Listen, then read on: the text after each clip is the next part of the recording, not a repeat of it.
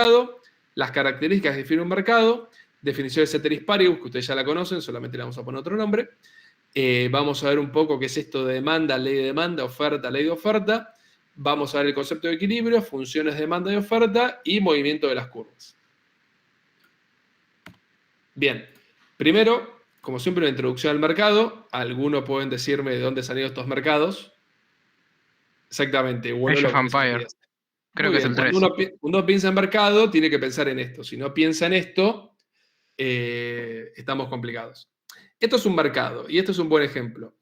Hoy por hoy, lo que se conoce como mercado no es un lugar necesariamente físico. El mercado como origen, que acá puse el ejemplo de Age of Empires 2, era un lugar, el juego favorito, muy bien, Matías, de muchos. Pablo, seguro que acá está tímido, te puede decir ahora que se mencione cada uno. Sí, espero que hagan eso. Yo no me los acuerdo, en realidad sí me los acuerdo que es cada uno. No, sí me los acuerdo. Sí, no me voy a poner ahora a decir cuál es cada uno, pero sí ya identifiqué varios. El mercado en la antigüedad, como surge, era un lugar como este. Si ven en las películas cuando recrean, en Game of Thrones también pasa, en muchas series, era un lugar que se armaba al aire libre, donde ponía una serie de toldos, una serie de carritos, que no eran carritos propiamente dicho. Acá dicen que reconocen a los sarracenos, donde los oferentes, las personas que vendían sus mercaderías, las colocaban en estos lugares y los demandantes, que eran las personas que buscaban bienes y servicios, se acercaban e intercambiaban esos bienes por otros bienes o, como dije el otro día, cuando ya existía, por algún tipo de dinero, que puede ser oro, algún metal precioso, sal, etc. Y se reunían en lugares de esta manera. Con el tiempo los mercados fueron creciendo, se fueron haciendo más institucionalizados y hoy por hoy, ya hace mucho tiempo, cuando se habla del mercado que escuchan hablar, no es un lugar necesariamente físico, sino es un espacio donde se producen transacciones entre entes que venden y entes que compran. Es básicamente eso. Eh, Hay lugares que siguen siendo físicos, como puede ser un supermercado, que es justamente un mercado super, como dice la palabra, y otros lugares que pueden ser, por ejemplo, los mercados financieros, que antes existían físicamente y hoy no lo existen necesariamente físicos. Ustedes, sobre todo, que se han criado con Internet de mucha virtualidad, acá vi que algunos comentaban que habían comprado CDRs, acciones, ustedes eso lo hicieron a través de una computadora o de un celular. En ningún momento se acercaron a una entidad financiera e intercambiaron dinero por unos papeles. De hecho, si yo les pido a ustedes, che, ¿me mostrás tu CDR en papel? Me van a decir, no, no tengo un papel. Tengo un comprobante que dice que tengo un CDR y nada más. Eso también lo vamos a ver. El mundo ha cambiado y hoy por hoy los mercados no son necesariamente físicos. Pero tengamos en cuenta esta definición que acabo de dar, que ahora la vamos a repasar. Esta definición que dice, el mercado del mundo gaturro. Ese no me lo acuerdo, Luca. La definición de mercado es el lugar donde los compradores, los demandantes y los vendedores, los oferentes, realizan un intercambio de bienes y servicios con el fin de satisfacer sus necesidades. Estos intercambios se realizan en la mayoría de los casos con dinero como moneda de intercambio. El precio y la cantidad son las dos variables más importantes que tiene el mercado. Bien, Gaturro 100% informal. El mercado de Steam, ahí metemos el tema de comunicación. Bueno, Steam es un buen ejemplo. Yo llegué a jugar jueguitos, ustedes creo que no, pero yo llegué a jugar jueguitos de computadora físicos, que los podías comprar originales o los podías comprar trochados, pero cada uno tuvo un formato de almacenaje distinto. Tenías un disco de 5 y un cuarto, después un disco de 3 y un cuarto. Antes del disco 5 y un cuarto no llegué, no soy tan viejo. Lo colocabas y tenías el tren, apareció el cartelito, porque tiene Steam, y se compran el jueguito, se lo bajan y se da demasiadas cosas. Todo mejor tiene su economía interna con recesiones, reglas, etc. Listas para evitar que se desequilibre. Ya veo que se encuentran los demandantes o los oferentes, pero lo más eficiente es el dinero. O alguna otra, todo lo define el precio y la cantidad, las dos variables más importantes de un mercado. Bien, ahora, ¿qué define un mercado? Pues podemos decir, bueno, ¿y qué es un mercado? Más allá que no tenga un lugar físico. ¿Y qué características define un mercado? La cantidad de empresas u organizaciones que participan en el mercado. No es lo mismo un mercado que participa un solo oferente, un mercado que participa un solo demandante, un mercado en el cual hay miles de empresas y miles de personas, o un mercado en el que hay miles de personas o dos o tres empresas, como suele pasar habitualmente. Ya vamos a ver esos casos la clase que viene. También otra característica que define un mercado, la capacidad o de diferenciación o sustitución de los productos o servicios. Si es un mercado que vende un producto único, que no lo podemos reemplazar de ninguna manera, o es un mercado que vende diferentes tipos de productos que tienen diferentes sustitutos. También no es lo mismo un mercado en el cual las empresas organizacionales tienen el poder de fijar el precio. No es lo mismo un mercado en el cual hay un solo vendedor que fija el precio y no puedes comprar en otro lugar. Entonces, generalmente ese mercado tiene un precio muy alto. Y no es lo mismo ese mercado que un mercado en el cual hay miles de productos similares, entonces uno tiene capacidad para influir en el precio. Recién alguien levantó la mano y la bajó. No sé si fue accidental o quería decir algo. Sí, fue accidental, perdón. No hay problema, Martín. Y después algo muy importante, que esto ustedes ya lo deben haber visto en otras materias, las barreras de entrada y de salida del mercado. Hay mercados que son muy fáciles de entrar y muy fáciles de salir, o al revés. Vamos a explicar qué es esto. ¿Qué son barreras de entrada y salida? Barreras de entrada, vamos a empezar por ahí, que son más fáciles de entender. Las barreras de entrada son los requisitos que yo tengo para entrar en un mercado. Vamos a poner un ejemplo. Hay mercados que son muy difíciles de penetrar, de entrar. ¿Por qué? Porque tiene un costo muy alto, como puede ser, si pongo el mismo ejemplo. Lo de petróleo sería difícil entrar. Exactamente, es el que iba a dar porque es el ejemplo ideal, como dice acá Gabriel, que puso en el chat. Siempre el profesor que tuve yo, amigo mío, decía, arrancaba la clase diciendo, che, ¿por qué no ponemos una petrolera? Nos decía a nosotros, nos juntamos entre todos, ¿por qué no ponemos una petrolera? Si somos ingenieros, vamos a ser ingenieros, el petróleo deja mucha guita, ¿por qué no ponemos una petrolera? ¿Por qué yo no pongo una petrolera? Y alguien dijo, porque sale carísimo. Exacto. Esa es una barrera de entrada, la cantidad de dinero que necesitas para poner una petrolera. Si fuera fácil entrar al mundo del petróleo, había muchísimas más petroleras, pero es muy difícil, porque necesita una cantidad de dinero infernal para entrar. Otra barrera de entrada que tiene el petróleo, por ejemplo, es el know-how. No solamente necesitas una bocha de guita, sino que necesitas una bocha de conocimiento.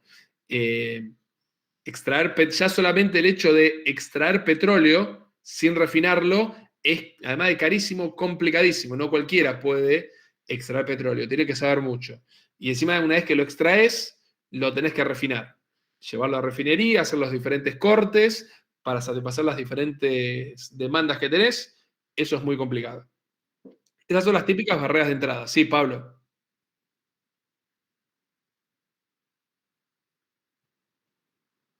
A menos requisitos más demandantes, no necesariamente, pero hay barreras que son muy complicadas de sortear.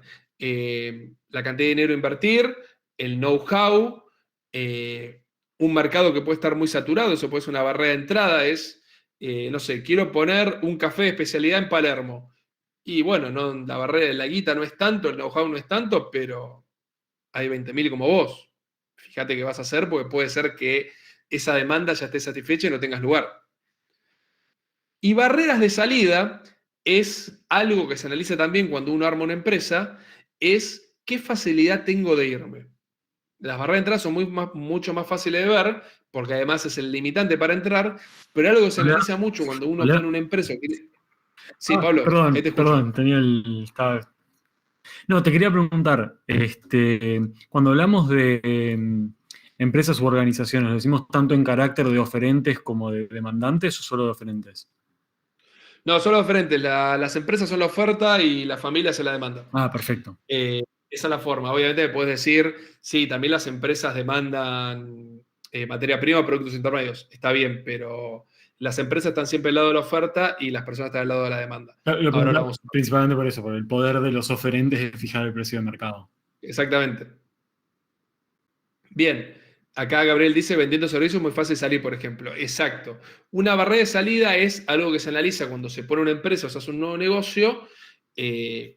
La empresa, antes de arrancar como empresa, la están pensando los socios, dicen, bueno, y si nos va mal, ¿qué tan fácil es irnos y liquidar todo?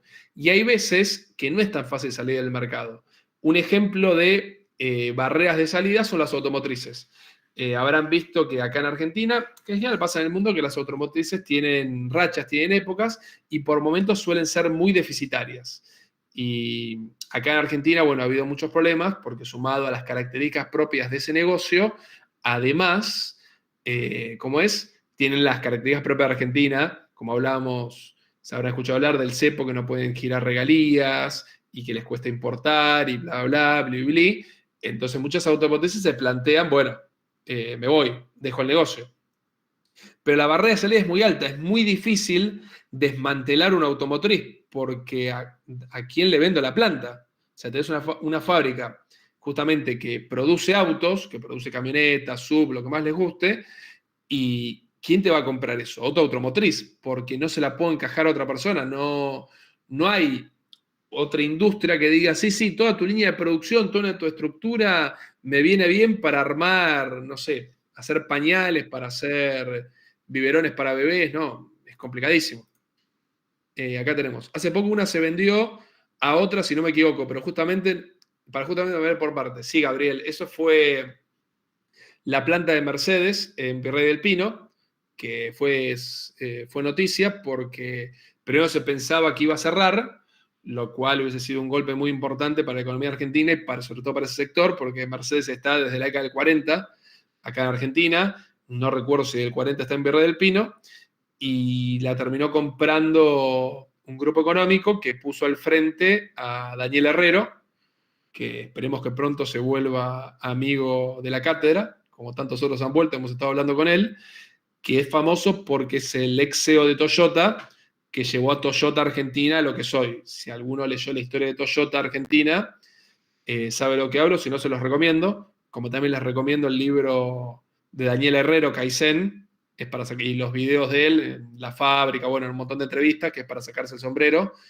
tipo excelente, muy capaz, y bueno, armaron un joint venture con gente, bueno, gente famosa, gente conocida, está Prat Guy, el ex ministro de Economía, y lo pusieron a cargo Daniel Herrero, y bueno, tiene la idea Daniel de lograr en Mercedes, con la Sprinter y otras camionetas, lo que hizo con Toyota. Sí, Tobías, te has levantado la mano. Digamos, como contraejemplo que sería fácil, por ejemplo, si tuvieras una planta de envasado, que es más fácil vendérsela a cualquier otra entidad, tipo, no sé. Piensen como barreras de salida es, yo me quiero ir del negocio y cuando yo me quiero ir del negocio quiero tratar de liquidarlo lo antes posible. Cuando digo liquidarlo es literalmente, si vamos al término de liquidación, ¿qué significa? No tiene que ver con la muerte, tiene que ver justamente con convertir los activos en liquidez, o sea, agarrar todo lo que tengo y hacerlo guita, y con ese dinero me voy a hacer otra cosa. Piense lo que sería una barrera de salida. En el caso de una automotriz es a quién le encajo la fábrica y todo lo que tiene adentro. Si nunca fueron automotriz, les recomiendo que vayan. Hay visitas que organiza la facultad y también pueden ir por su cuenta. Es por lo demás espectacular. Y recién alguien decía hace un rato que una empresa de servicios es mucho más fácil. Si yo tengo, por ejemplo, armo, como les dije el otro día, mi EBT, que yo lo que hago es alquilo, ¿cómo se llama? Alquilo un cowork. O sea, yo consigo un capital semilla, ya vamos a ver un poquito de esto en EBT2, lo van a ver con Franco. No sé, armo una empresa con 5 de ustedes. Bueno, consigo un capital semilla, me compro 6, 7 computadoras, alquilo un cowork, bueno, tengo que pagar los sueldos a ustedes, ya viene con todo incluido, o sea, viene con cafecito, con lo que sea, tengo que pagar un canon mensual, algunos impuestos, bueno, algunas declaraciones juradas, como dijeron hace algunos temas legales, y armamos algo, no sé qué, vamos a desarrollar una aplicación de algo, lo que se le ocurra a ustedes. Y no nos va bien, liquidar eso es fácil, es bueno, le digo al cowork, che, no renuevo el alquiler o no, no voy a estar vendiendo más, dale mi lugar a otro. Las compu las vendo, tienen poder de reventa porque están casi nuevas, obviamente me dan un poquito menos de guita y ya está. Fíjense qué fácil fue desarmar esa empresa. Bueno, hago los papeles legales correspondientes y listo. Ahora, si yo tengo una infraestructura enorme, irme no es fácil. Entonces, las automotrices saben que una vez que se instalaron, ya está, no se van a ir y bueno, se bancan el momento malo, le buscan la vuelta y va a haber un momento futuro que va a salir muy bien. Acá tengo a ver un par de ejemplos, dice Gabriel. Si tengo un negocio de cero transfers, vendo los autos y fue.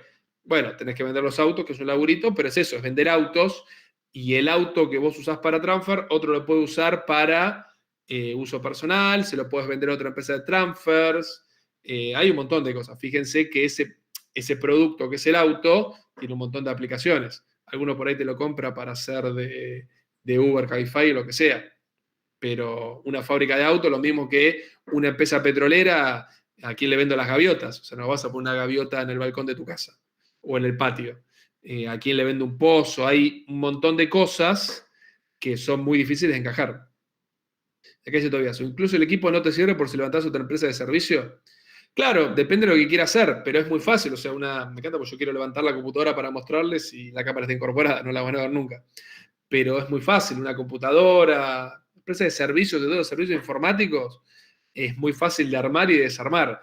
Por eso hay tantas, y además tenemos, que ya vamos a ver, tenemos regímenes tributarios, impositivos, legales, que favorecen el armado de empresas informáticas. Primero fue, de tipo informática, primero fue la ley de software, hoy es la ley de economía del conocimiento, que ya la vamos a ver en la parte legal.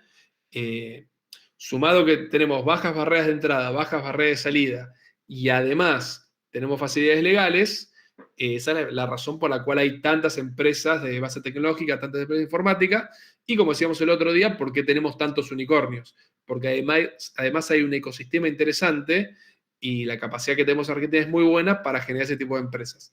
Así como tenemos 13 unicornios que valen más de $1.000 millones, tenemos cientos de empresas que no valen $1.000 millones, pero valen cientos o 50 millones de dólares, cual es un montón, y brindan mucho trabajo y de calidad para nuestro país. Por eso se levantan y mueren tantas startups de IT, ¿no? Sí, porque además hay mucho rubro. Entonces, como le explicamos en la primera clase, hay capitales que vienen, ponen la plata, se prueba algo, no funcionó, listo, es parte del riesgo y armamos otra. Y además es muy fácil, muchas veces hasta se arman nuevas empresas con las mismas personas. Porque viene el inversor y dice, quiero invertir en esto. No funcionó. Bueno, ahora, pero ustedes me cayeron bien. Tomen, vamos a invertir en esta otra cosa. Y en algún momento la pegan. Está estudiado, es estadístico. Bánqueme un segundito y voy a prender la luz. Ya vengo.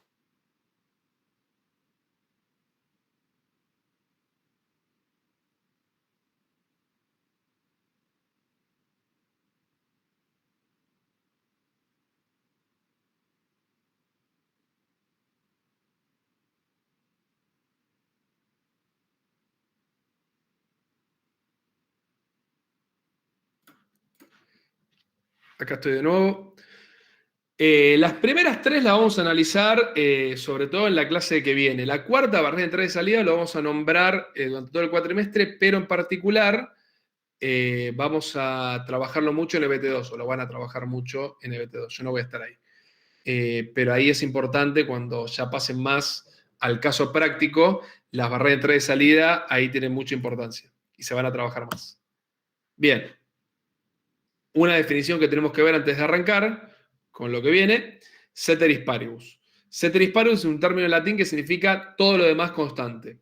Se utiliza en economía para analizar la variación de una variable dependiente cuando varía una variable independiente, suponiendo como constantes al resto de las variables independientes. Cabe destacar que en matemáticas se conoce este concepto como derivada parcial. Por eso les decía que ustedes ya lo conocían, es un término que se utiliza en economía.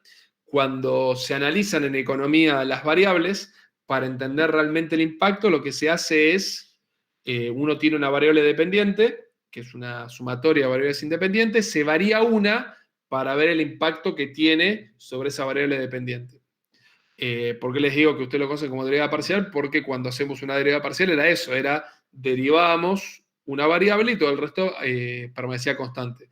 Y a nosotros nos interesaba saber cómo variaba nuestra función respecto de X, respecto de Y o respecto de Z, por citar el caso de 3 dimensiones. Ustedes ya lo han visto en análisis 2, no hay mucho misterio, pero esto es muy importante porque es cuando hablamos siempre de, che, tocamos una variable, ¿qué variables afecta? Es esto. Movemos una variable y en base a las variables que se modificaron son las que son dependientes de esas. Ahí entendemos quién depende de quién y también el grado de impacto, porque hay veces, que ya vamos a ver en la materia, que tocamos una variable y la variable dependiente no varía en la misma proporción. A veces varía mucho menos, otras veces varía mucho más. Este concepto que acabo de decir es clave para lo que viene, sobre todo en la clase que viene. Bien, acá llegamos al kit de la cuestión que está tan de moda hablar en estos días. Demanda y ley de la demanda. La demanda es la cantidad de bienes o servicios que los compradores, los demandantes, o sea, nosotros como personas, están dispuestos a adquirir a diferentes precios en un determinado periodo de tiempo. Y la ley de la demanda, que no es lo mismo, establece que existe una relación inversa entre el precio de un bien y su cantidad demandada. A mayor precio, menor cantidad demandada; a menor precio, mayor cantidad demandada. Esto que está acá le estamos poniendo nombre y apellido, ustedes ya lo conocen por lo bien en su vida. Si los jueguitos de Steam bajan el precio, nosotros compramos más. Y si los precios de Steam suben, como alguien dijo hace un rato, compramos menos. Por eso, mentira lo segundo. Gabriel se compra todos los juegos, no le importa. Él paga lo que tiene que pagar, no es como yo con el Age of Empires. Sale la nueva expansión y yo me la compro, no espero que haya descuento. GTA 6 está a $200, GTA 6. No, se rumorea que tipo, como va a ser un AAA muy potentoso, que va a tener precio de salida a $100 y puede llegar a ser un nuevo estándar y en teoría los vamos a prender fuego por hacer esa boludez. Pero nada, podría significar un nuevo estándar de precio AAA. Así que estamos viendo a Rockstar Me mato feito. enfrente de las oficinas de Rockstar. Ustedes no jugaron ni de casualidad GTA 1 y 2, ¿no? Yo sí, Yo Navarro. jugué creo que al 2 en Game Boy. No me acuerdo cuando estaba en el Play Game Boy. 1 lo jugué en la computadora craqueado. Muy bien, así no me hacen sentir. No me hacen sentir único. Yo no me siento viejo, pero me río. GTA 6 y digo, yo jugaba al 1 y al 2. Delirio total. El 2 estaba muy bueno. El 2 lo gané, hice las 22 misiones de los 3 escenarios. Me perseguía toda la mafia, estaba muy bueno. Era gran juego. Y ya el 3 ya había cambiado toda la gráfica. Entonces, ¿se acuerdan? El 2 era todo visto de arriba y ya el 3 era otra cosa. Pues el San Andreas no me acuerdo cuál era. Que eso lo jugué, me acuerdo. Yo no lo tenía, un amigo tenía un iPad y apenas había salido el iPad y me pedía que se lo juegue yo. Y cuando llegaba a una parte difícil me decía, Tomás, pasame esto. Era taca, taca. Y yo le decía, no me acuerdo de nada. Ah, sí, me acuerdo, Tomás. Buenos juegos. Pero bueno, los jueguitos de Steam, como muchas cosas, es un buen ejemplo de lo que es la ley de la demanda. Que esto es básico. O sea, cuando baja el precio, nosotros queremos comprar más, cualquier cosa. Pensemos en comida, frutas, verduras o en boludeces. El otro día un amigo vino el hermano que labura conmigo y dijo, mi hermano se compró dos robots aspiradoras. ¿Y por qué se compró 2 robots aspiradoras? Y porque estaban $50 con envío incluido. ¿Y para qué quiero 2 robots? Y pues estaban baratos, me dice. Y le digo, no tengo idea cuánto es un robot, ahí averigüé, pero fíjense cómo le apareció una oferta de Amazon, $50 envío incluido, y se compró 2 robots. No quería ni uno. Pero estaba tan barato, era como mero con el Plankton, que se compró todo. Ahí tenemos un buen ejemplo cercano. Piénselo eso en general cuando un bien baja su precio o está muy bajo, cómo esa demanda aumenta. En el Edge, cada vez que vendías un recurso, bajaba el precio, marginalidad, y lo mismo al revés, cuando comprabas, cambiaba el precio. Sigue siendo así, exactamente. Banco full capitalista.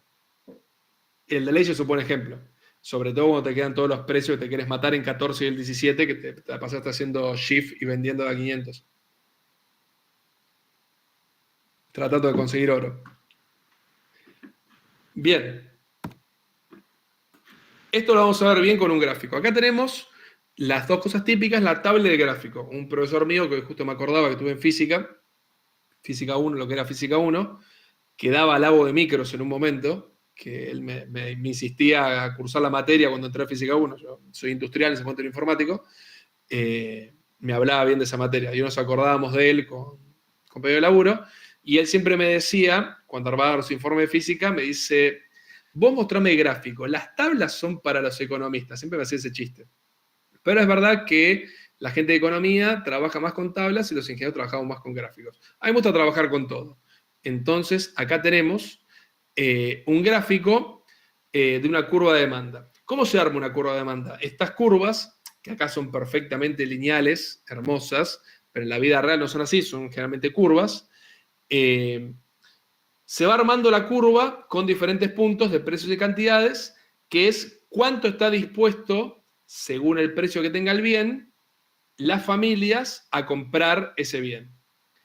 Esto es netamente teórico, pero se arma de manera práctica recopilando todos los datos que hay en la economía. Y de esa manera se arman las curvas en la vida real. que obviamente no son perfectitas, pero no difieren mucho de la teoría, salvo casos particulares. Entonces, ¿cómo se va armando esto?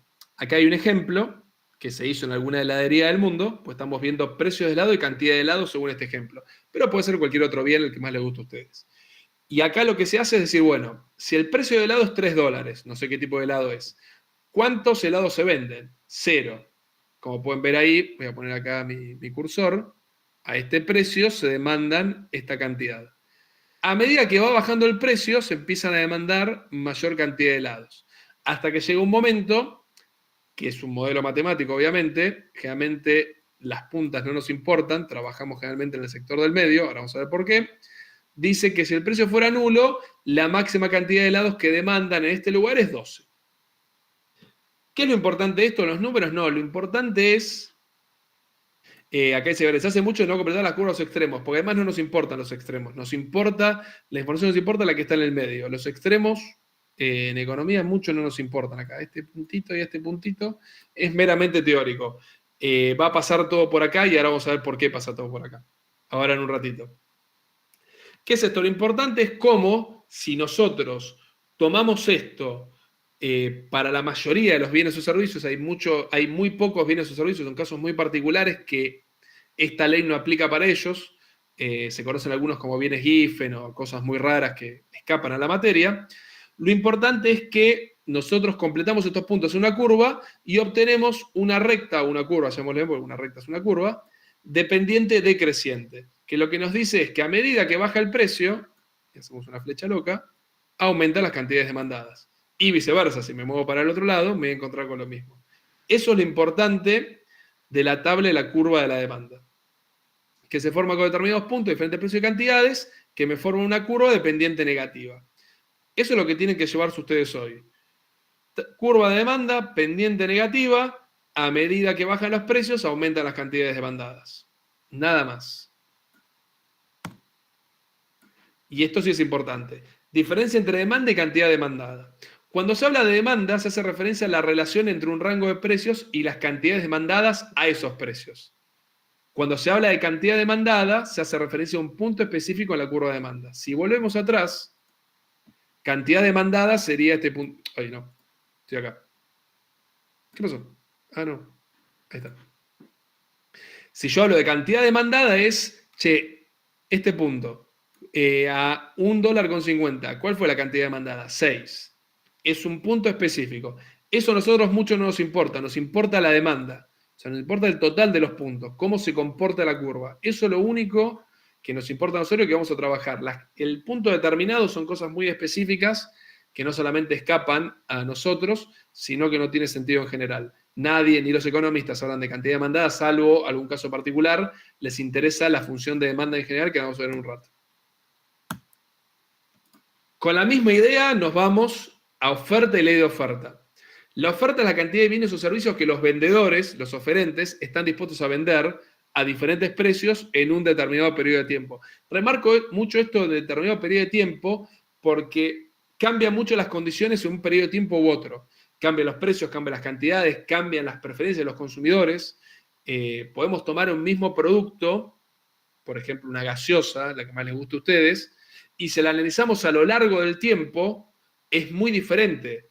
O sea, no es lo mismo una gaseosa cola hoy que hace 10 años, que hace 20, que hace 30. No por la fórmula, sino por la capacidad de producción de las empresas, la demanda de los consumidores. Hoy en día se cuida mucho el tema del azúcar, hace 30 años no tanto.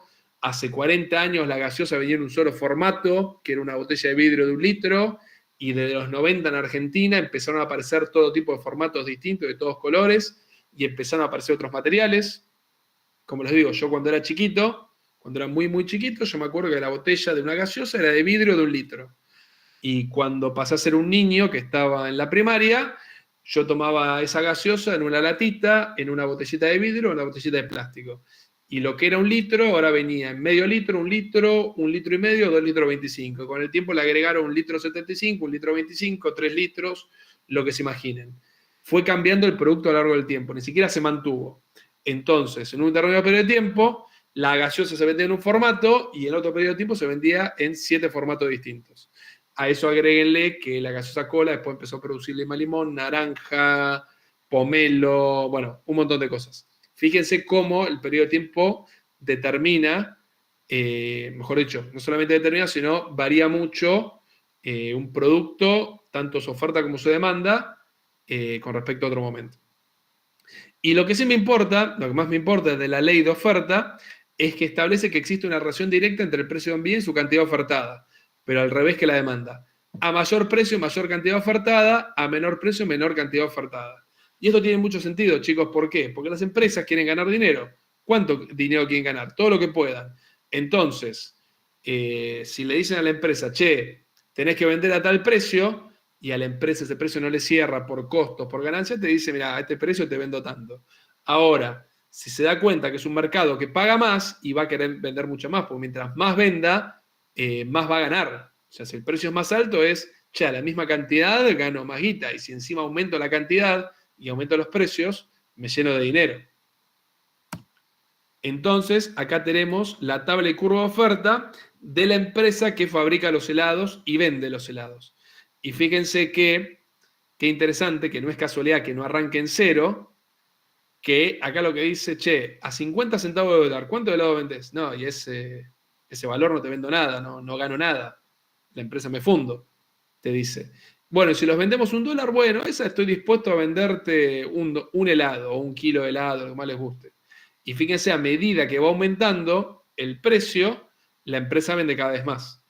Obviamente lo mismo, esta curva no sigue hasta infinito, eso sería, matemáticamente puedo continuarla, pero económicamente no tiene sentido. Lo importante es esta tendencia, como les digo, que tiene una pendiente positiva. Y las empresas, mientras más alto sea el precio, más van a querer vender. Y lo mismo que antes, diferencia entre oferta y cantidad ofertada. Cuando se habla de oferta se hace referencia a la relación entre un rango de precios y cantidades. O sea, hacemos referencia a todo esto, y cuando hablamos de cantidad ofertada, nos referimos a este punto. Es, che, cuando vale $2, ¿cuánto ofertás? 4 helados, 4 kilos, 4 toneladas, no me importa. ¿Dudas hasta acá? ¿Preguntas? Yo escuché varias veces como una teoría de que, por ejemplo, en el caso de los diamantes, las empresas que producen diamantes tienen un interés en mantener la escasez en la oferta de los diamantes para inflar el precio. Bueno, ¿Eso cómo esperá. entra dentro de la curva? Eso entra entre 15 minutos y media hora. Perfecto. Estamos en tema. Muy bien, Pablo. Ahora lo vamos a ver en un ratito. ¿Dudas, preguntas hasta acá? Lo importante de acá son estos conceptos, que son leyes, justamente, pues no es un teorema, es una ley que se deduce de la realidad, de la historia de la humanidad, de la historia económica. Y este es el primer approach. O sea, esto no es una verdad revelada, ni tampoco esto que estoy diciendo es completo. Es como digo yo, entramos al polinomio de Taylor de primer orden. Nos ubicamos en bienes, demanda y oferta. En el caso de la demanda, a medida que el precio aumenta, se demanda menos y viceversa. Y en el caso de la oferta, a medida que aumenta el precio, se oferta más.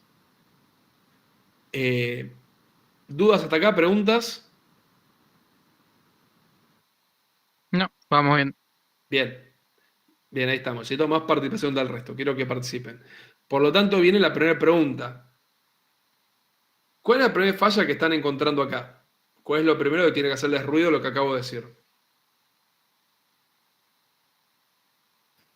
O sea, las familias quieren que el precio sea lo más bajo posible. Claro, yo iba a decir que entra en contradicción eso, porque el interés de la empresa es ganar plata, entonces quiere vender la mayor cantidad al mayor precio posible, y las familias queremos consumir a lo más barato. Entonces, como que tenemos Bien, ahí un tiro Gabriel y también afloja. dice que es un modelo matemático. Voy primero con Gabriel y después con Tobías. Recuerden que esto es lo que dije en la primera clase, y la segunda también. La economía es una ciencia social, no es exacta. Si fuese exacta, tendríamos solucionado el 80% de los problemas, se generarían otros, pero no habría dudas, no habría discusiones. Y nosotros utilizamos modelos matemáticos para poder explicar la realidad, explicar el pasado y con esa información poder predecir sobre el futuro. Por eso se arman modelos matemáticos que se van complejizando a medida que necesitamos mayor certeza necesitamos mayor certeza o mayor exactitud. Eso es lo que quería decir. Ahora, el modelo matemático no es una verdad revelada, es un modelo que utilizo para tratar de predecir algo en base a información presente y pasada. Muchos se quedan agarrados al modelo matemático y te hablan, no, porque esta fórmula, flaco, es una ley. No es una verdad revelada, no es un teorema como puede ser el teorema de Gauss, que es exacto. No es así, la realidad es un poco más compleja. Y acá aparece el primer problema. Estos modelos que estamos usando están bien como modelos matemáticos, pero estos mismos modelos ya empiezan a mostrar solo lo que decía Tobías recién. Che, si las empresas quieren vender lo más caro posible y las familias quieren comprar lo más barato posible, ¿cómo hacemos? Y ahí aparece algo que Pablo había mencionado, que lo tiró, dijo una palabra que es equilibrio. Aparece el concepto de equilibrio, que dice, cuando las curvas de demanda y oferta se cruzan en un punto, hablamos de equilibrio. En esta situación, la cantidad demandada y la cantidad ofrecida son iguales. El precio en este punto se denomina precio de equilibrio y la cantidad se denomina cantidad de equilibrio. ¿Qué pasa? Nosotros nunca cruzamos esas dos rectas de lados. Y acá las vamos a cruzar. Tenemos la curva de oferta y la curva de demanda de los helados. Cruzamos esas dos curvas y justamente, como son dos curvas, se tocan en un punto. Ese punto en el que se tocan se denomina equilibrio y es donde aparece el precio de equilibrio y la cantidad de equilibrio. En este caso es $2 y la cantidad de equilibrio 7. Quiere decir que en ese punto se supone, y por eso se supone porque estoy dando muchas cosas por sentadas que no tienen por qué ser así, se supone que es donde se ponen de acuerdo los oferentes y los demandantes, las familias y las empresas. El mercado encuentra su precio de equilibrio. Entonces lo que dicen es, bueno, las empresas dicen, está bien, no puedo vender el helado a 7, tampoco lo puedo vender a 0. Y las familias dicen, está bien, no puedo pretender comprar a 0, pero tampoco puedo pretender que compre a 7. Entonces encuentran un precio de equilibrio y una cantidad de equilibrio, que se supone que ese es el precio de los bienes y servicios, los cuales vamos a comprar en el supermercado, por poner un ejemplo, y la cantidad de equilibrio es la cantidad que la empresa va a fabricar a ese precio. Va a decir, bueno, si las familias me compran fideos o helado, lo que más les guste, a $2, bueno, yo voy a fabricar 7 y planeo vender todo. Después va a aparecer la realidad que por ahí no venda todo, por ahí necesite vender más, no produjo suficiente, pero por lo pronto aparece el primer concepto, que es el concepto de equilibrio. Obviamente esta es una primera aproximación, como les dije antes, hay muchas cosas que estoy dando por sentadas que no necesariamente son así. Pero lo importante es que donde se cruzan estas dos curvas, y pueden ver, imagínense por acá, justamente hay un precio de equilibrio, una cantidad de equilibrio que va a ser el precio y la cantidad de ese bien en el mercado. ¿Dudas hasta acá? ¿Preguntas de esta primera aproximación? ¿Se escucha? Sí, se escucha. Pregunta, si yo soy una nueva empresa también con esto de la entrada al mercado, si yo estratégicamente bajo el precio de, no sé, justo el punto de equilibrio, ¿no? También rompo el mercado o rompo ese equilibrio como para entrar al mercado, o siempre tengo que, no sé, pensar en entrar en el equilibrio y tratar de competir contra los que ya están asentados, o cómo sería ahí, o cómo se maneja el equilibrio, se mueve o no se mueve.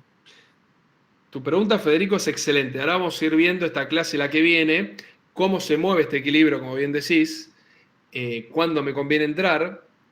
Tiene que ver con cosas que vamos a ir viendo en las clases que vienen, pero ya lo podemos introducir, me sirve de pie. Te pongo un ejemplo. Cuando vos querés vender algo, vamos a suponer que tenés algo que te sobra y querés hacer unos manguitos. Lo vendés a través de alguna plataforma de e-commerce. Es un buen ejemplo. Cuando querés ponerle precio, porque vos no tenés ni idea, vos decís, che, ¿y cuánto vale? No sé, heredaste 100 tazas de estas. Y bueno, vos decís, bueno, me quedaré con 5, ¿para qué quiero los otros 95? Las voy a vender, bueno, las vendo en una plataforma de e-commerce. Listo, pongo en venta. ¿Qué precio le pones? Y cómo, mejor dicho, ¿qué precio no? ¿Cómo? Sí, busco no me interesa primero el cuánto precio. están más o menos las otras y depende. Si me las quiero sacar encima, va Bien. barata, y si no. Eso es lo primero. Lo primero que haces es buscar un precio de referencia. Ese precio de referencia es el precio de equilibrio. Después vamos a ver si se obtuvo de esta manera o de otra. Pero vos buscás el precio de equilibrio, que es el precio de referencia del mercado. Buscás productos similares y vos ya sabés que tu rango anda por ahí. Ahora lo que vos decís con justa razón es, si tengo tiempo, si no tengo apuro, las vendo a ese precio. Si me la quiero sacar de encima, para volver más atractivo, las vendo a un precio un poco menor. ¿Por qué? Porque vos no querés perder ganancia. Perfecto. Eso es lo primero. Lo que hiciste vos es lo que hiciste vos es lo correcto y lo que hace todo el mundo. Ahora, una empresa puede vender en un precio distinto al de equilibrio, por debajo o por encima. La respuesta es sí. ¿Cuándo lo haría? Y depende. Si vos querés vender por debajo del precio de equilibrio, podés. Vas a tener, mucha demanda. Ahora, vos tenés que asegurarte de dos cosas. La primera, que los costos te den, ya vamos a hablar de esto en un par de clases, o sea, que ese precio te permita cubrir los costos y al mismo tiempo obtener una ganancia, porque si no lográs eso, o sea, si vos bajás los precios de tal manera que no tenés ganancias, o aún peor, que vamos a ver, no llegás a cubrir los costos, no es negocio, no te vas a poner ahí. O sea, el precio de equilibrio tiene un sentido, siempre y cuando sos un productor de bienes y servicios. Ese es el primer punto. El otro, ¿puedo vender por encima? Sí, puedo vender por encima. ¿Cuándo vas a vender por encima? Y cuando tu producto tenga alguna diferenciación del resto que me haga a mí, consumidor, decir, bueno, estoy dispuesto a pagar un poquito más por algo que sale más barato en otros lugares. También tiene que ver con algo que ya vamos a ver la clase que viene, que es el poder de mercado. ¿Vos podés vender generalmente a un precio más bajo que el mercado? Sí. Ahora, ¿le vas a mover el amperímetro del mercado? Y si sos una empresa nueva, chiquita, ni se va a enterar. O sea, vos podés vender el precio que quieras y el precio te lo van a fijar todo el resto de los competidores. Ni hablar si es un mercado imperfecto en el cual hay 2 o 3 empresas que manejan todo. Alguien podría decir, y bueno, pero si vos lográs vender más barato, podés producir más y bajar el precio de mercado. Depende de cuánto poder de mercado tengas. Si vos sos un fabricante artesanal de tazas y no le vas a poder mover amperímetro a una empresa argentina que fabrica tazas hace 100 años. Ni hablar si tenés un competidor chino que fabrica tazas millones por minuto a un costo marginal. ¿Y podés vender por encima del precio de mercado, como decía antes? Sí, otra opción es que seas una empresa con mucho poder de mercado, que fijas el precio. Decís, bueno, yo lo pongo acá arriba. Y vamos a poner un ejemplo. Hay una empresa argentina, no vamos a decir nombres, que produce el 63% de las pastas. Los paquetes de pastas que están ahí en el supermercado. Esta empresa tiene varias marcas, una en particular de nombre italiano, que comercializa el 63% de las pastas en Argentina. Esa empresa tiene poder de mercado. Entonces puede poner el precio que quieran. El resto acompaña ese precio. ¿Alguno puede poner un precio más bajo? Sí. ¿Y le van a comprar? Sí. Ahora, nunca le va a sacar poder de mercado porque no tiene la capacidad de fabricar la cantidad de pasta que requiere el mercado. Y si lo hiciese, la otra empresa tiene poder de mercado para jugar y también bajar el precio, molestarlo, bueno, un montón de cosas que ya vamos a ver. Y puede fijar... O comprarlo. ¿Cómo, Tobías? O comprarlo. También puede hacer lo que quiera. Cuando tenés empresas que están, mejor dicho, mercados están muy concentrados en 2 o 3 empresas, todo termina siendo manejado al ritmo de esas empresas. Esas empresas manejan el precio, la cantidad, y el resto de las empresas chiquitas acompañan. Hay mercados que son de 20 empresas, pero 2 o 3 tienen el 80% del mercado más. Entonces las otras 17 son marginales. ¿Cuánto esta empresa que dije yo, cuánto puso la pasta, los espaguetis? Tanto, bueno, ponele 2 pesitos menos y listo. Y vos te vas guiando por ellos. Acá Matías dice, Gabriel dice, ¿sabías que pasa algo si con los... No sé qué es eso, Gabriel, ahora vas a explicar. Matías dice, cuando una empresa tiene todo el poder del mercado, ¿es un monopolio? Sí, lo vamos a ver en la clase que viene, cuando tenés un solo oferente. Y es destructivo un monopolio. De hecho, ahora se está hablando mucho, siempre surge el tema de los monopolios, porque es algo que en general en la economía se busca evitar. Siempre digo, amigos, Estados Unidos es un país de oligopolios, no es un país de monopolios. Detestan los monopolios porque saben el daño que le hacen a la economía y al país, y cada vez que aparece un monopolio lo buscan separar al menos 2 o 3 empresas. Ejemplo, la pelea que tiene Estados Unidos con Meta, que lo quiere desfragmentar porque le genera muchos problemas. Y así ha habido a lo largo de la historia. Ahora en Argentina está el debate, creo que lo dije acá, o le dije la otra materia, o en ambas, ya va Alberto, con el tema del Grupo Clarín, que su telefónica, su compañía de telefonía, Telecom, quiere comprar Telefónica, que hasta lo que vi hasta ahora todavía no lo sancionaron, y se quedaría con toda, con toda la comunicación, toda la internet de la Argentina, y eso traería muchos problemas. Ahí voy, esperen, los que levantaron la mano, espérenme que por respondiendo. Alto ejemplo de esto creo que es lo que pasó con las placas de video en pandemia con Nvidia. Hay un montón. Yo recuerdo una época, creo que era Western Digital, en la época hace 15 años, que discos duros, que los sólidos estaban empezando. Western Digital manejaba todo el mercado de discos duros, se inundó la planta de Tailandia o el sudeste asiático, no me acuerdo, perdieron no sé cuántos discos duros, automáticamente el precio del disco duro se duplicó, porque no había suficiente oferta. Y la demanda se mantuvo, ya hablamos en un rato, se duplicó el precio y no había otra empresa de discos duros, y tampoco uno puede poner a fabricarse discos duros, o podía poner a fabricarse de la noche a la mañana y satisfacer esa necesidad. Y acá pusieron AMD Nvidia, está bien. Ahí está hablando. Bien, ahora sí, tengo a Alberto y a Matías. No sé quién levantó primero. Bueno, hablo. Buen día, profesor. Le hago una consulta. No, buen día no, buenas tardes. De hecho, buenas Buenas noches tardes. se me están haciendo. No sé en qué parte del planeta estás. No, estoy en Buenos Aires también. Se está haciendo de noche, estoy viendo acá la ventana. Le hago una consulta. ¿Qué herramientas tiene el gobierno, como por ejemplo Estados Unidos, para impedir, por ejemplo, que Meta sea un monopolio? O sea, ¿qué herramientas tiene para gestionar eso? Lo que se denomina, las herramientas son legales, porque los monopolios están prohibidos, porque atentan, el argumento que utilizan es que atentan con al bienestar de la nación, de sus ciudadanos, y lo que te hacen es liquidar la empresa. Lo que te dicen es, bueno, tenés que vender una parte o tenés que desprenderte de unidad de negocio. Es como que le digan, o sea, Meta, bueno, te quedás con WhatsApp y Facebook, pero Instagram se la tenés que vender a otro, y no me acuerdo ahora algún otro que tiene Meta, se tienen alguno ahí por el chat. Subsidiar a otra empresa es complicado a veces porque no hay otro Instagram. Bueno, vamos a hacerlo así, como decirle, bueno, te quedas con WhatsApp, Facebook lo tenés que liquidar y Instagram también. Entonces Facebook se lo vas a vender a alguien que te lo tiene que comprar, busca comprador, si no me lo quedo yo. Eso no suele ser Estados Unidos. Hay países que dicen, mirá, me lo quedo yo hasta que consiga un comprador. ¿Un estado puede comprar de una empresa? Tipo, Sí, muy bien. yo pensé que era medio ilegal eso de tipo. No, usurpar. las empresas estatales, el dueño es el Estado. No, claro, Y pero ahí- no sabe eso de, digamos, de nacionalizar una empresa es propia. No, eso, Gracias. gracias, Gabriel, es lo que Eso. iba a decir. Expropiese. Uno tiene dos formas a través del Estado de adquirir empresas. Una es comprándola, poner la tarasca, che, ¿cuánto es? Tácate, vas a cobrar por caja, gracias por todo. Y la otra es la expropiación o nacionalización, que hago así con el dedo como hacía Chávez. Muy gracioso ese video fantástico. Cuando se para en la Plaza de Mayo de Caracas, no sé cómo se llama, y empezó ahí a expropiar todo con el dedo.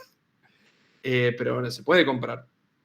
De hecho, en pandemia hubo una recompra masiva por parte del Estado en el mundo, sobre todo en Europa y también en Estados Unidos, de empresas. Ahí está, gracias Gabriel, decía. El Estado empezó a comprar empresas, empezó a hacer cargo. En algunas cosas las compró y en otras se hizo cargo del desastre que dejaron algunos privados, en varios casos en muchas aerolíneas. Se dio en Europa, sobre todo, en Alemania e Italia, y también empresas de transporte en general, aerolíneas, ferrocarriles, y a veces directamente las compraron por un valor simbólico de $1, porque eran empresas deficitarias, y el gobierno dijo, está bien, te la compro $1 y me hago cargo del pasivo. Ya vamos a ver eso también dentro de un par de clases. ¿Qué significa eso de comprar una empresa por $1? ¿Por qué tan barata? ¿Qué truco tiene? Acá dice Google tiene un re monopolio en el mundo de publicidad programática. Hay un montón de monopolios en el mundo.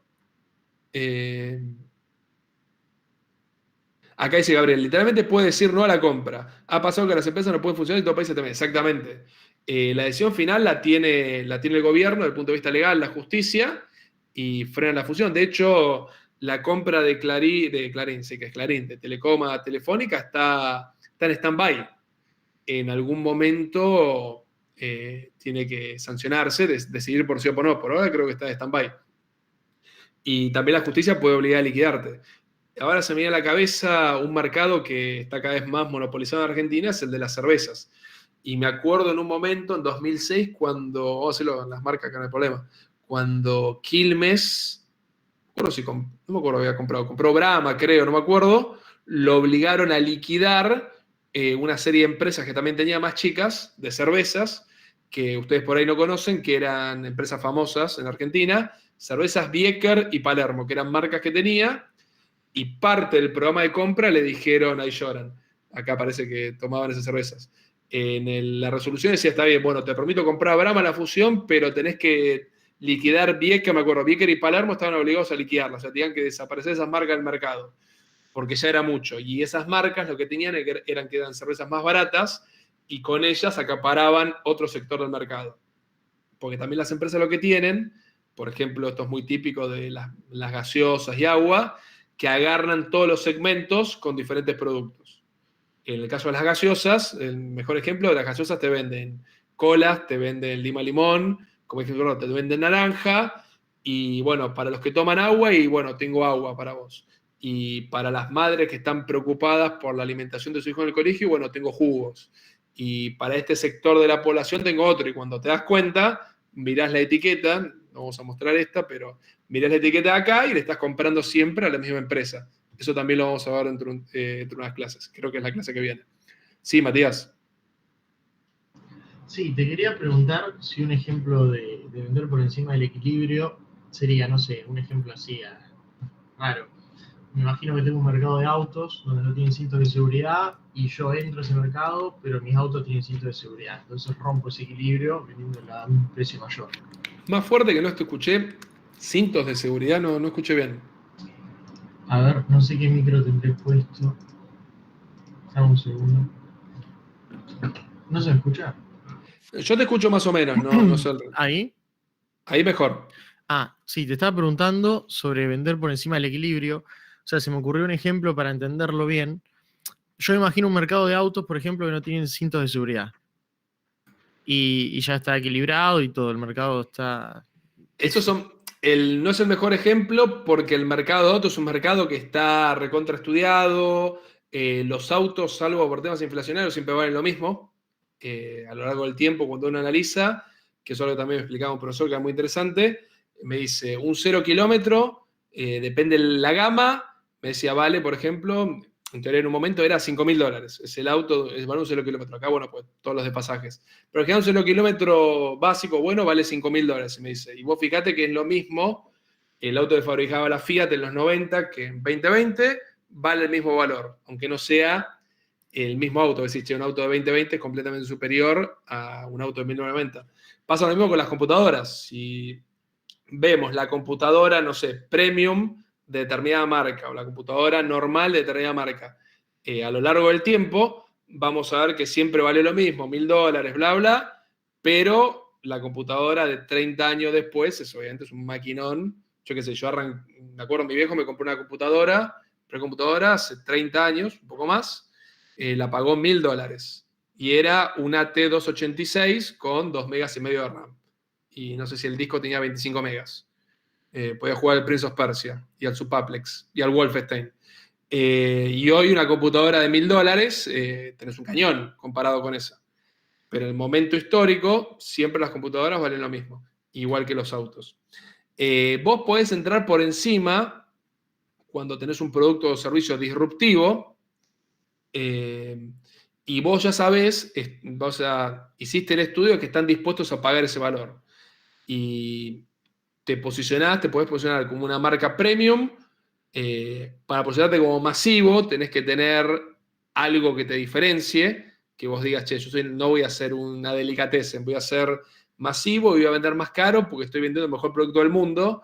Y muchas veces puede ser porque ya tenés fama, no sé, venís a la Argentina, no sé, ahora estoy pensando... No sé, algo tipo Rolex, por ejemplo. Que vende Eso es un producto de alta gama que siempre va a ver lo mismo como Hermes, y tienen política determinada. Pero yo estoy pensando en Victoria's Secret. No sé si vieron el local de Unicenter, que es furor. El otro día fui a Unicenter y estaba bajando la escalera y de repente veo gente haciendo fila en el baño y digo, porque están haciendo fila en el baño. Y claro, el local llegó y está muy por encima de los precios de cualquier otra cosa, pero te están vendiendo un producto que ya está posicionado en el mundo como lo top de lo top. Y como es... la gente lo paga y está muy por encima de todo. Y yo no sabía, no compro ahí, no tengo la menor idea, pero todos me decían mis amigas, no, las cremas que vende, yo pensé que vendía ropa interior. O sea, no tengo ni idea. Y no, al parecer vende unas cremas que son espectaculares, son las mejores del mundo. Claro. Pues yo solo conocía la ropa interior, no sabía que vendían también cremas. Pero ya vino con una posición del mercado. Para que tengo varias preguntas. Gracias. No, de nada. Acá Jonathan dijo hace un rato, mi pariente, acá tenemos otro Godoy, entonces es una incertidumbre que le expropia la empresa del gobierno. La empresa del gobierno. Sí, generalmente cuando hay expropiaciones no está muy bien visto, tiene que ver con esto que hablamos de seguridad jurídica, no sé si lo mencionamos, vamos a hablar, cuando se habla de reglas claras de juego. Expropiar una empresa no es muy bien visto por el sector privado, porque se genera un miedo de que hagan con todo lo mismo. No está muy bien visto por el sector privado, mucho no les gusta, obviamente a nadie le gustaría que les expropien una empresa. Ahí esto escapa a la clase de hoy, escapa a la clase en general, aparece el conflicto de intereses entre el sector privado y el desarrollo de un país. Hay determinados sectores, esto lo digo yo y también mucha gente, para un país que son estratégicos, que es una discusión que va más allá de la economía. Cuando se habla de, vamos a poner un ejemplo, la discusión de tener una aerolínea de bandera, la importancia, que es el caso de Aerolíneas Argentinas.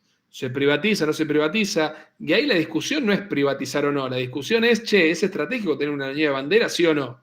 Pues esa es la discusión. Si la respuesta es sí, listo, pública o capital mixto. Si la respuesta es no, privatizala. Ahora, la discusión que pasa a ser la eficiencia y hacerla funcionar, macho. No discutamos cosas técnicas donde no corresponde. Lo mismo con una petrolera. YPF, que privada o pública, es una petrolera, va a ganar guita. De hecho, gana fortuna YPF y el funcionamiento que tiene es más bien de una empresa privada que estatal. Ahí va lo mismo. Che, ¿el petróleo es un recurso estratégico para desarrollar un país? ¿Sí o no? Si la respuesta es sí, estatal, si la respuesta no, privada. Esas son las discusiones que hay que dar, los debates, que hoy por hoy, hace un tiempo, están muy cegados acá en Argentina y terminan siendo una discusión de boludeces y en muchos casos de boludos también, los que opinan. No lo digo por nosotros, lo digo por cosas que vemos en la televisión. Entonces ahí aparecen las expropiaciones. Pero se empieza a expropiar a rolete y vas a generar mucha incertidumbre en el sector privado y no vas a generar un atractivo para inversiones. Porque nadie va a venir a poner la plata sabiendo que el día de mañana se la llevan. ¿Se entiende eso? Eso es importante. Escapa a la materia o al tema, pero no todo se explica, como les digo, con gráficos. Acá todavía se hablaba de meterse en el mercado de stream. Acá dice Gabriel, están al triple lo que van afuera y no llegó la ropa ni carteras. Victoria's Secret por las dudas. Sí, había leído que estaba un 300% más que afuera. Creo que había ropa interior, vi muchas cremas, yo no tenía ni idea, pasé por el costado, pero me sorprendió que el local no podés entrar, le pusieron, miren esas cintas como los aeropuertos, y tenés que ir hasta el baño, hacer la fila, y yo miraba y decía, deben ser muy buenos productos para comerte todo ese garrón, porque encima el local que agarraron es así, chiquito, y están ahí todos apretados, qué sé yo, pero deben ser productos muy, muy buenos, porque si no, no se justifica. Era de los primeros días, él fue más que nada. Mirá que fui el otro día, ¿cuándo fui? Hace 2 sábados fui a cenar a Unicenter y Artes estuve paseando y lo vi y ya hacía rato que estaba y estaba lleno de gente. Pero bueno, sigamos. Perdón, yo quería preguntar de nuevo con el tema de los monopolios, porque realmente es un tema que me toca bastante de cerca porque en mi trabajo actualmente estamos como ahí peleando con Google. Están monopolizando algo. Es que Google tiene un monopolio muy grande en los espacios que vende de publicidad, pero también tiene un monopolio, tiene un casi monopolio, no llega a tener monopolio en los espacios que compra.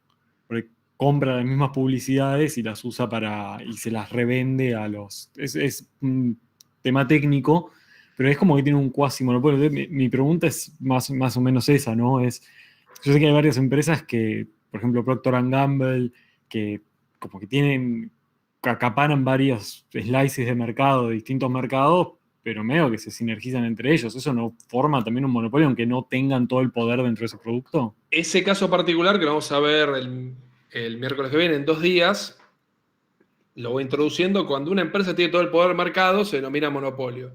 Cuando 2 o 3 empresas, cuando lo dije hace un rato, se reparten el mercado, se denomina oligopolio.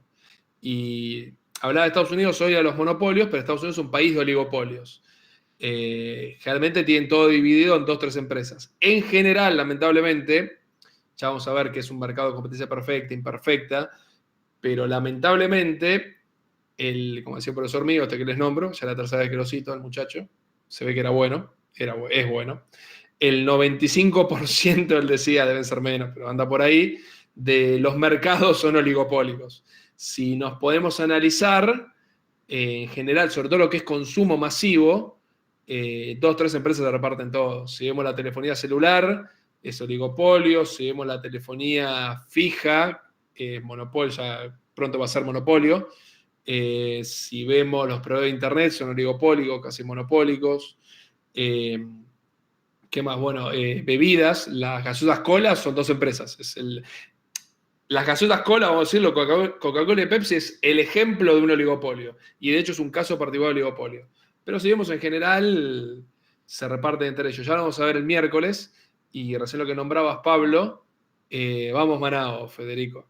Y Manado depende del porcentaje de mercado que tengas, porque también es esto, no es que tiene que haber 20 nombres propios. Acá tiene que haber un tema de porcentaje de mercado de share. Coca-Cola y Pepsi, ¿qué porcentaje de mercado manejan? Ni más del 90%, ya está, el resto no existe.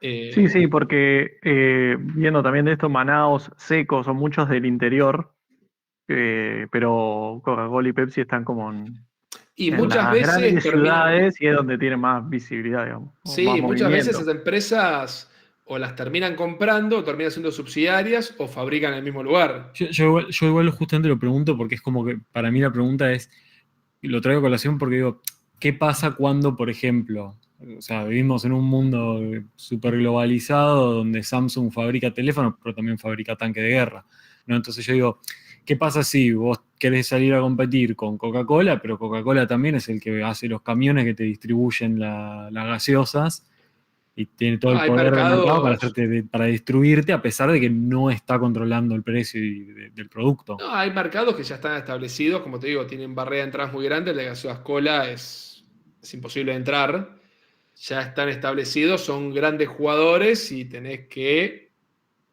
convivir con ellos o buscar la vuelta por otro lado de hacer otro tipo de producto. O sea, bueno, gaseosas cola no voy a poder competir y si le querés sacar poder al mercado, convencer a la gente que tome agua y ponerte una fábrica de agua o comprarte una empresa de agua, que también tiene su división de aguas, Coca-Cola.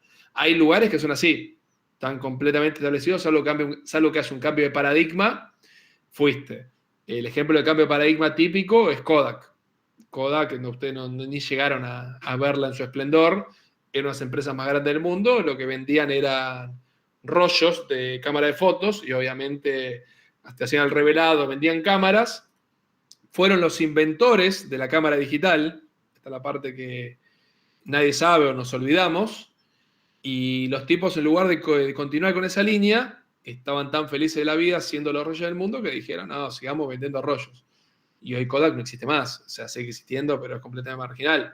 Y hace 30 años son las empresas más grandes del mundo, tenían, yo que sé, el Teatro de Los Ángeles era el Teatro Kodak, uno de los teatros más importantes del mundo. Estaba en todos los eventos, era el rollo por excelencia, las cámaras, y si alguien decía hace 30 años estos muchachos se van a fundir, se le cagaba risa en la cara, te decían que eras un boludo. Y sin embargo, un cambio de paradigma, apareció la tecnología, no supieron ver hacia dónde iba el negocio, se fundieron. Si el día de mañana, yo qué sé, se descubre que las gaseosas cola se demuestra que son malísimas para la salud, o alguien, pero lo demuestra en serio, y alguien inventa una nueva bebida que no sean ellos, y ahí sí, recién los tipos corren riesgo de perder lo suyo. Pero hay mercados ya están establecidos y es muy difícil, ¿qué les iba a decir? Es muy difícil que pierdan. Blockbuster lo mismo, de hecho Netflix les llevó el negocio a Blockbuster. Blockbuster no llegaron, creo que no llegaron a alquilar a Blockbuster. Blockbuster era furor en el mundo, en Argentina, tenía una cantidad de locales impresionante. Hizo pelota cuando llegó acá un montón de videoclubs de barrio. Y Netflix, que se crea en el 98, si mal no recuerdo, les lleva la idea que no era el streaming, era otra cosa lo que le llevaron, no me acuerdo bien cómo era. Ah, era por correo. Enviar películas por correo, creo que era. Y sí, profe, era eso, tipo, ellos digamos, llevarte hasta tu casa el cassette o el CD. Sí, era la logística, que era la gran distancia. Bueno, en Blockbuster se le cagaron de risa en la cara Suelen pasar esas cosas porque hay veces que cuando uno está muy establecido, a veces le cuesta ver a futuro y está muy cómodo. O sea, BlackBuster está muy cómodo, la empresa más grande del mundo, de su área. Y bueno, apareció una tecnología disruptiva y se hizo pelota. BlackBerry, lo mismo. BlackBerry tuvo su momento de gloria hasta que apareció WhatsApp. Porque el Sí. chiste de tener. Ustedes también eran muy chicos. Para todos, ya empieza a pesar la edad. Pero BlackBerry lo que tenía era un sistema de mensajería, que vos no tenías que mandar mensaje de texto. Si vos tenías BlackBerry, podías hablar gratis con otro BlackBerry y mandarte un montón de cosas. En la Era como el película WhatsApp propio. de BlackBerry muestra todo eso y muestra cómo Apple y AT&T voltearon el negocio de BlackBerry, justamente porque decían que en un minuto se vendía un minuto nomás, en cambio en vendiendo datos, en un minuto vendías miles, y entonces así fue como voltearon BlackBerry y el Messenger de BBM.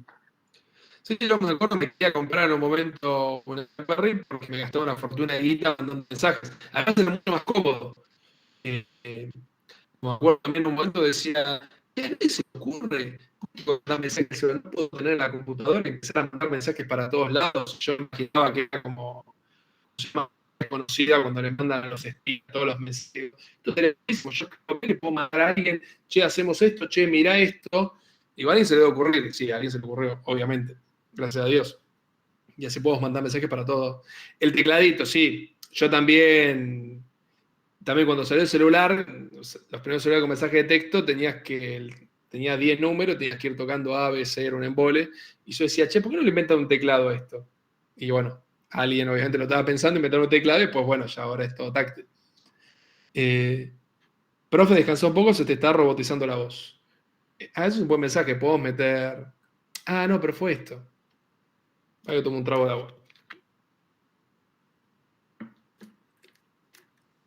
Ese es un buen indicador. Cuando empiezo a quedar sin voz, quiere decir que estoy hablando mucho, que tienen que hablar más ustedes. Y ya empiezo a sentir el tirón, como es en la garganta. Es verdad. A ver. ¿Estoy vivo? Sí. Bien. Sí, sí. Puedo seguir un cachito, igual seguramente para 5 minutos, si ustedes también descansan un poquito. No, igual decía lo de robotizando la voz porque se estaba cortando internet, profe, no. Ah, pensé que me cambiaba la voz en base, pues sentía como que... no, sí tengo no sé, vivo acá, el proveedor de internet es muy malo y nunca me dan pelota. Pero bien, todos los ejemplos son espectaculares, los vamos a profundizar la clase que viene. Ya vamos entrando en tema, me gusta que estén en tema, estén participando. Hablemos un poco ahora de funciones de demanda y oferta, vamos a meterle más matemática. La función de demanda y la función de oferta son las expresiones matemáticas que relacionan las cantidades demandadas y ofrecidas de un bien o servicio con sus respectivos precios. Acá no hay ningún misterio, las cantidades demandadas es una función de los precios. O sea, tenemos una variable independiente y una variable dependiente. No hay mucho misterio, PQ, la tienen clarísima con eso. Sin embargo, las cantidades demandadas o ofrecidas no dependen únicamente del precio del bien o servicio. Acá es donde empezamos a meternos en el polinomio de Taylor de segundo orden, como digo yo. Bueno, está bien, hablamos que las principales variables, lo dije hace un ratito, son el precio y la cantidad, pero las cantidades demandadas no solamente dependen del precio, y ustedes ya estuvieron hablando un poquito de eso en esta charla que tuvimos. Analicemos primero la función de demanda. Siempre se trabaja más con la demanda que con la oferta. Las dos son importantes.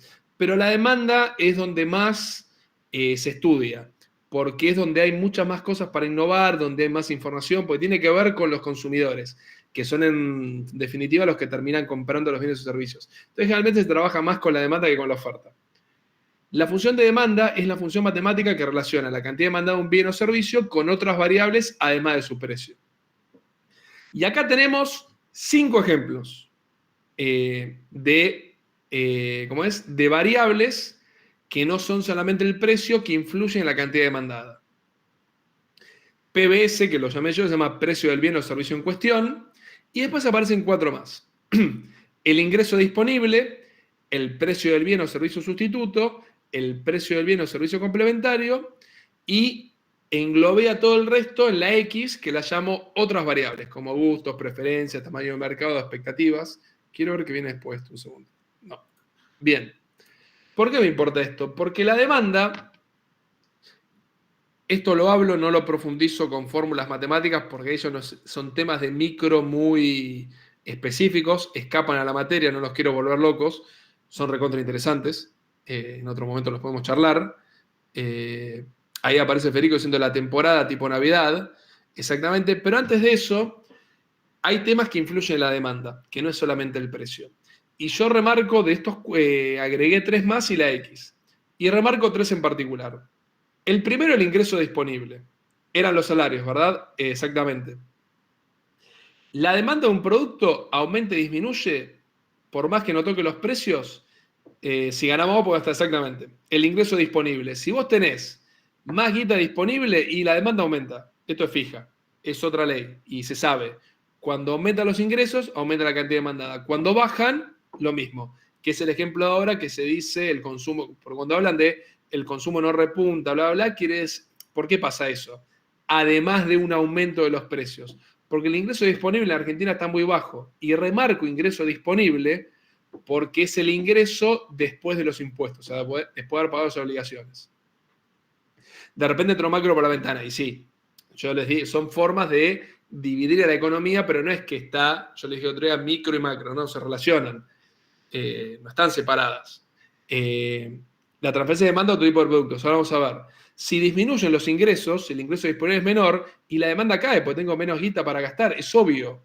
De la misma manera que se aumenta el ingreso disponible, que es cuando hay guita, y más bien que la demanda aumenta. Pero esto es básico, no es una clase de economía de universidad. Esto lo sabe cualquiera. Pero es algo a tener en cuenta. Yo puedo, vieron que a veces dicen, che, pero los precios no se movieron y la demanda bajó. Y si la gente no tiene un sope, se la pasa diciendo no hay plata, y más bien que se te va a hacer pelota la demanda.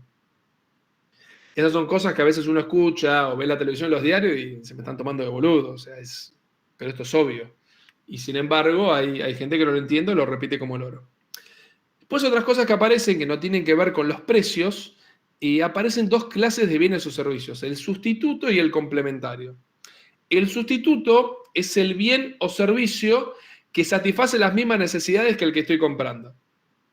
Lo que puede ser, por ejemplo, si vamos a gaseosas, una gaseosa cola, por decir un ejemplo, hay 2 marcas líderes, una puede ser sustituta de la otra. ¿Qué quiere decir esto? Que si baja el precio, vamos a ponerle nombre, si yo compro Coca y baja el precio de Pepsi, y yo voy a comprar Pepsi, la demanda de Coca va a bajar, porque es un precio sustituto. Y es un producto sustituto y bajó su precio. Eso es muy importante. Puede ser en el caso de la comida, la carne y el pescado. Cuando una de las dos aumenta o disminuye significativamente, afecta a la otra. O sea, si aumenta el precio, por ejemplo, también puede ser otro tipo de carne, si aumenta mucho el precio de la carne de vaca y la demanda va a bajar, por ahí me vaya al pollo. O viceversa, si baja el precio del pollo y va a bajar la demanda de la carne, porque yo me fui a comer algo que lo sustituye muy bien, tiene muchas proteínas, etc. Esos son los sustitutos, eso es muy importante. Acá dice Gabriel, de hecho lo más seguro es que el precio de las competencias estén dados ya por un historial de subidas y bajadas entre los márgenes. Sí, todo esto ya está estudiado. Imagínense que ya hay un histórico de cómo evoluciona, por ejemplo, hablando de las carnes, el precio y la demanda de las diferentes carnes cuando otra tiene un cambio significativo. Esto que hablábamos es ceteris paribus. De hecho, el consumo de carne vacuna está en los mínimos históricos de Argentina y se han perdido con respecto a los últimos 30 años. Antes se consumían alrededor de 60 kilos por habitante por año de carne vacuna y hoy se comen 40 kilos por habitante por año de carne vacuna. Pero la cantidad de carne en general se ha mantenido el consumo.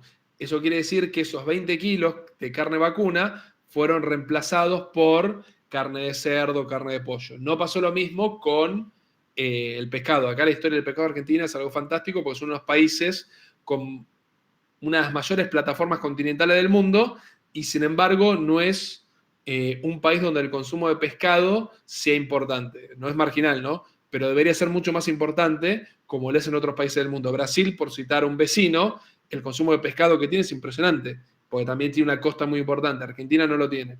Y países con una costa más chica, como puede ser España, o mismo Italia y Portugal, tienen un consumo de pescado importantísimo. Acá dice Pablo, tenemos robo pescado, no aprovechamos, sí. Pescado de Argentina es muy bueno, tanto el de mar como el de río. Ahí Bolivia. Bolivia tiene en el lago Titicaca, tiene un pescado buenísimo. Ahora no me acuerdo cuál es, pero está pescado en Bolivia, se consume pescado. Que alguno por ahí se está riendo en su casa. O sea, Bolivia lo que no tiene es salida al mar, pero tiene ríos y tiene un lago en la altura, que es el lago en altura más importante del mundo. Sí, Federico. Perdón, una pregunta que no termino de entender bien. ¿El bien o servicio sustituto es otro producto o puede ser la competencia? Es otro producto. Es otro producto. Es otro producto, puede ser competencia o no, pero es otro producto. Que cumple, el producto sustituto es un producto que satisface las mismas necesidades que el producto original. Ok, pero por ejemplo, si yo tengo un auto, fabrico un auto de una gama, y hay otra fábrica que fabrica otros autos de la misma gama, o sea que son de competencia directa. También depende del valor que tenga la competencia en misma gama, ¿o no? Sí, misma gama, sí, obviamente. Siempre comparamos los mismos. Esto es muy importante cuando hablamos de satisfacer necesidades. Cuando hablamos de un auto, vamos a poner auto de gama media, lo que estoy buscando es un bicho que me lleve y me traiga y tenga comodidades determinadas, básicas. Cuando estoy hablando de un auto de alta gama, no solamente estoy hablando de que me lleve y me traiga, ya estoy hablando de lo que se dice una experiencia. Como digo yo, el que compra una Ferrari, no lo compra por el auto en sí. Uno está comprando la experiencia de una Ferrari, la historia de Ferrari. Eso es lo que hago cuando yo compro una Ferrari. Obviamente es un autazo, el mejor auto del mundo, el motor más lindo, el sonido más hermoso que hay. Pero yo no lo estoy comprando una Ferrari para que me lleve y me traiga. Comprate otra cosa. Estás comprando me voy a subir a una Ferrari negra como manejaba Maradona, que la fabricó Enzo Ferrari, otra cosa. Es esto también que escapa a la materia esta, en EBT2 se habla más de vender sensaciones. Cuando uno va, por ejemplo, se compra un café de Starbucks, sale cambiando con el café, no se compró un café. Se compró todo lo que viene detrás, se compró El Diablo Viste a la Moda y, ¿cómo se llama esta chica? Anne Hathaway caminando por Nueva York. Es eso, es distinto. Ahí ya entra otra cosa, no estás comprando cafecito, estás comprando algo más. Acá de parque tengo varias preguntas. Sí, obviamente hay cuestiones culturales, fíjate que entra la variable X, como dice Gabriel. Pablo dice, en España tengo un montón de pescado y fruto de mar. Sí, acá tenemos la carne que no existe en el mundo, acá la carne sigue siendo muy barata para lo que es el resto de la economía, más allá que le siguen metiendo aumento a la carne, que está durísimo. Sí, eso es verdad, lo de caviar también. Esta pregunta de Taller es excelente. 2 cocas de 500 mililitros son sustitutos de 1 litro, entonces no. Esta pregunta es la que estaba esperando. No es lo mismo. Esta es una de las preguntas, estas son las cosas que nosotros estudiamos mucho en nuestra carrera. No es lo mismo porque no está apuntado a satisfacer las mismas necesidades. No piensen en la gaseosa, lo que hay adentro en la botella, aunque esto es agua, sino a qué público apunta. Una gaseosa de 500 mililitros está apuntada a un soltero que se quiere tomar algo. Una gaseosa de 1 litro está apuntada a una cena por ahí entre dos. Son cosas distintas. Si no, las compañías no venderían diferentes formatos, te venderían todo el mismo. Como cuando yo era chico, te venden la gaseosa de litro. No es lo mismo. Son productos diferentes, satisfacen necesidades diferentes. Una Pepsi de 1 litro sustituye exactamente. La Coca de 1 litro, el sustituto es la Pepsi de 1 litro. No es la Pepsi de 500. Eso es otro producto. Por más que adentro esté el mismo fluido. Tiene que ser igual con igual. Lo mismo, gama media de autos. Ahora no se me viene a la cabeza. Pero pensemos, sub con sub, 3 puertas con 3 puertas. Coupé con 3 puertas no es lo mismo. Son dos cosas distintas. Lo mismo que sub contra coupé. Ahí se ve muy claro. La sub está pensado para un matrimonio con un hijo, el típico chiste de todo amigo mío que tiene un hijo y me dice, me compré una sub, y la coupé está pensado para una persona soltera. Básicamente porque no tiene asiento atrás. Si tenés un hijo, vendés la coupé y te compras una sub. Por ahí definir mejor la necesidad de ayuda no lo hicimos mucho. Puede ser porque nos quedamos más con lo micro, no nos quedamos tanto con las necesidades. Pero es esto de satisfacer necesidades. Por ahí esta puede agregar alguna, estoy pensando por ahí lo agregue después, alguna filmina que haga mucho hincapié en satisfacer necesidades, por ahí poner algún ejemplo. Está buena la idea, Gabriel, me gusta. Eso está bueno. Y sobre todo se va a entender ahora con el siguiente producto. Otra variable que afecta a la cantidad demandada es el precio del bien o servicio complementario. ¿Quién me puede dar un ejemplo de bienes complementarios? O sea, que se necesitan entre sí para fusionar, si no, no existe. Hay uno que siempre me lo tiran. Nafta para el autito es un buen ejemplo. Gracias Felipe, bien. No pierdo las esperanzas en la humanidad con ustedes. Coca y Fernet, ese es el típico ejemplo del bien complementario. Y esto es muy importante. Sí, es... Ponele que la Coca funciona aparte, solo, el Fernet no. O sea, te lo puedes tomar como digestivo, como hacen en Italia, al estilo Alfred en la tercera de Batman, la de Christian Bale, pero son bienes complementarios. ¿Y por qué esto es importante? Porque están también íntimamente relacionados entre ellos. Si el precio de la Coca sube, el Fernet se pone como loco, porque dice, che, me estás complicando el producto. Y lo mismo le pasa a Coca en un sector con Fernet. Si el Fernet sube, che, me está subiendo el precio, la gente me va a demandar menos. Armemos algo, hay un montón. Otro típico, que puede ser el de la nafta del auto, otro típico es el de, es lo más parecido, el del auto y los neumáticos. O sea, un auto por definición viene con 5 neumáticos, 4 puestos y 1 de repuesto. Si hay un aumento en los neumáticos, ese aumento se traerá el aumento del precio del auto. Y el fabricante de auto dice, che, voy a vender menos autos, me aumentaste los neumáticos. Y lo mismo al revés, si los autos se disparan, el vendedor de neumáticos te dice, ¿qué haces? Me vas a afectar la venta, me vas a afectar la cantidad demandada. Esos son bienes o servicios complementarios. Eso es muy importante también. Si aumenta uno, aumenta el otro, y viceversa, hay una relación, y eso afecta la cantidad demandada. Sí, Tobías. Sí, te quería consultar si también puede darse entre un producto y un servicio. Por ejemplo, los ladrillos con la constructora, por ejemplo. Sí, obviamente. Excelente ejemplo. La industria de la construcción, por ejemplo, es la que más materiales metalúrgicos de la industria metalúrgica demanda. Entonces hay una correlación muy importante. Si aumenta la construcción, aumenta la producción de industria metalúrgica. Y si disminuye la construcción, disminuye, la demanda de industria metalúrgica. De hecho, hay un caso que se volvió viral un ratito, que al mismo tiempo yo me reía, lloraba y me daban ganas de golpearlo. Había un tipo que en Córdoba, cuando fueron las elecciones de balotaje, que cuenta que, dice, voto a Milei, quiero un cambio, bla, bla, lo votó en el balotaje, zaraza. El tipo era dueño de una fábrica de ladrillos. Una primera medida de Milei es, se termina la obra pública. Al tiempo el chabón fundió. Lo que yo pensaba para adentro, que me reía, lloraba y lo quería matar, era, vos podés votar a quien vos quieras, tener la ideología que vos quieras. Si tenés una fábrica de construcción y tenés un tipo que te dice, te va a bajar la obra pública, hacé las cuentas y fíjate cómo te va a impactar, por lo menos. Cuidá tus intereses. O sea, prestá atención. Y el tipo decía que nunca se imaginó que se iba a fundir. Miraba eso y decía, vos sos un tarado. En ningún momento pensaste que te iba a afectar. Es como que Fernet diga, aumentó la coca, a mí no me afecta. En serio, chabón. O sea, tu vaso de Fernet está compuesto 30% de tu producto, 70% el otro. ¿No te parece que te va a influir un poquito?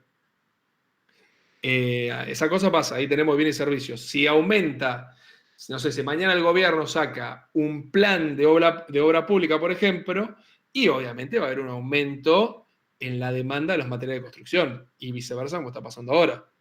Esas cosas son importantes de analizar. El día de mañana, no quiero a ninguno de ustedes, que no me gustaría enterarme que uno de ustedes no hizo este análisis con su empresa y dijeron es todo lo mismo, y le pasa como al pobre muchacho de los ladrillos. Fabricaba ladrillos, creo. Y literalmente en tiempo pasado fabricaba.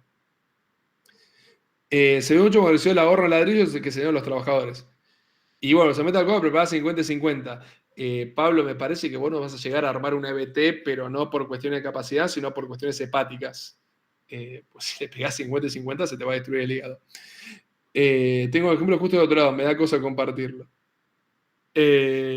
Como un ejemplo justo del otro lado.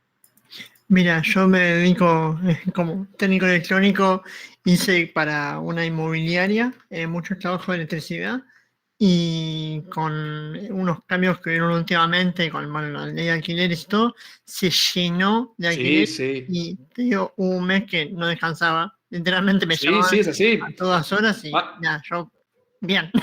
Pasa para un lado y para el otro, no es que, viste, hubo solamente perdedores, en todo hay ganadores y perdedores. el mercado inmobiliario se disparó, no solamente la construcción, los alquileres. No me acuerdo si lo dije acá, ya, pues, siempre voy a decir lo mismo porque ya me empiezo a confundir materia.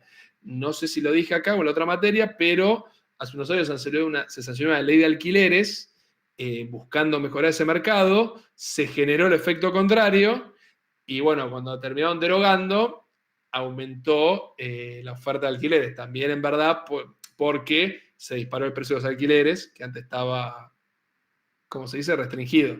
Pero sí, lo que hace el mercado inmobiliario con respecto a los últimos años se ha dinamizado tanto en construcción, compra y venta. Entonces la construcción en ese aspecto y lo que son los servicios, como decís vos, Garbela, aumenta un montón. Siempre, en todos lados hay ganadores y perdedores. Yo lo que quiero es que cada uno, como digo yo, pueda hacer lo que quiera, pero mire, o sea, el muchacho ese no puede decir no sabía lo que iba a hacer cuando el tipo dijo voy a cerrar la obra pública y vos tenés una fábrica de ladrillos. Votá a quien vos quieras, pero empezá a fijarte las barreras de salida del mercado para empezar a invertir en otro lugar, porque te la vas a poner y se la puso. Bien, y por último, otras variables como gustos, preferencias de los consumidores, también al mercado, expectativas. Eso también influye. En menor medida, cuando hay un cambio de paradigma, esa variable empieza a tener mayor peso. ¿Dudas hasta acá? ¿Preguntas?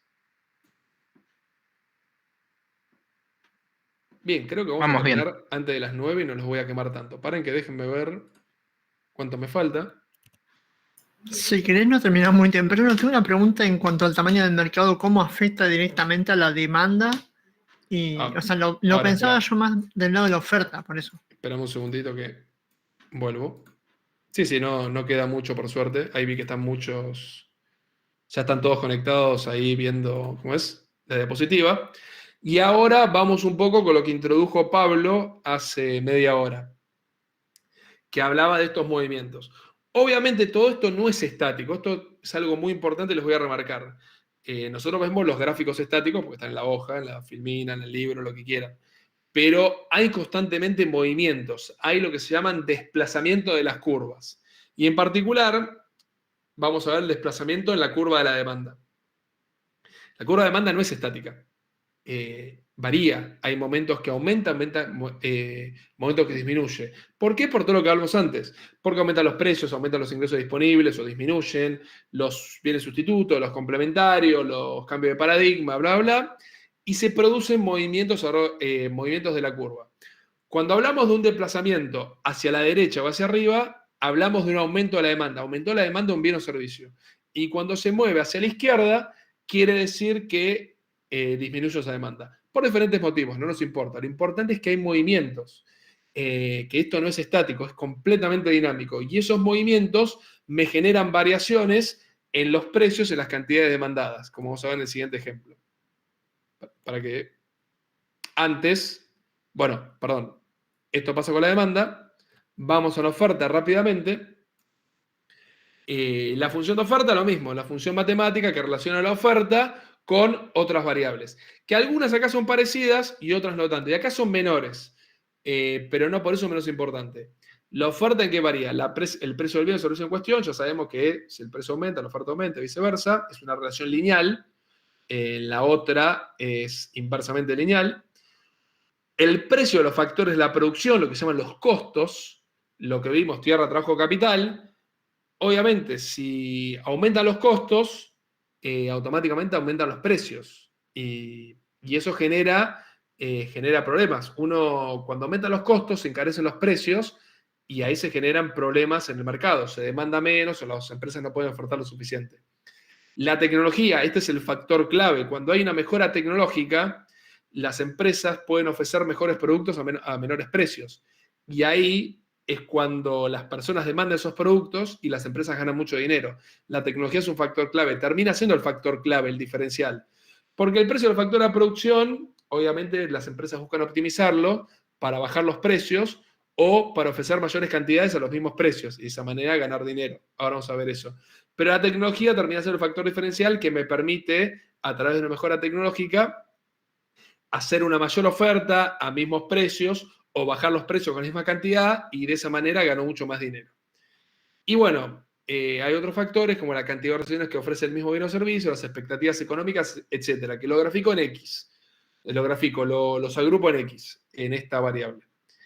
Y lo mismo, cuando vamos a los desplazamientos de la curva de oferta, cuando hay un aumento de la oferta, quiere decir que hay mayor cantidad de productos y servicios disponibles, me desplazo a la derecha, y cuando hay disminución me desplazo a la izquierda. Ahora, lo que a mí me importa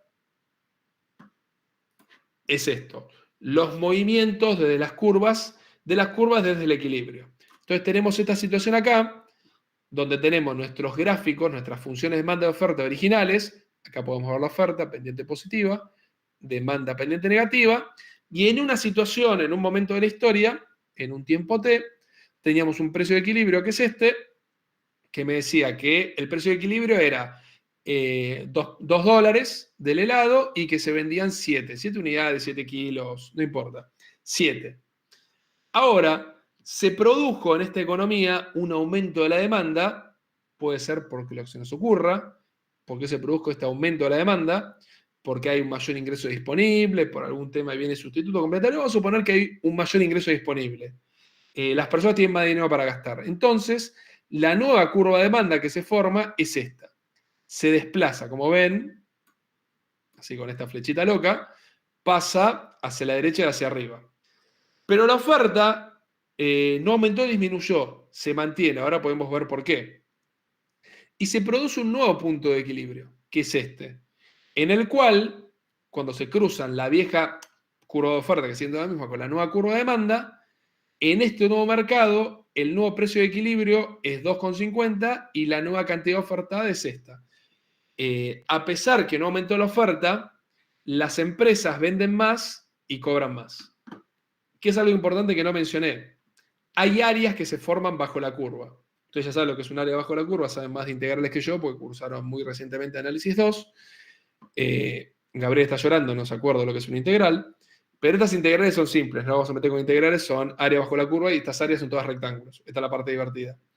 Algo que no les mencioné, este rectángulo que está acá, que se forma con el precio de equilibrio, este que está acá rayadito, son los beneficios de la empresa. Es el precio unitario por la cantidad que se vendió.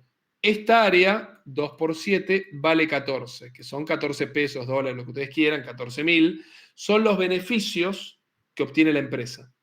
Esta área.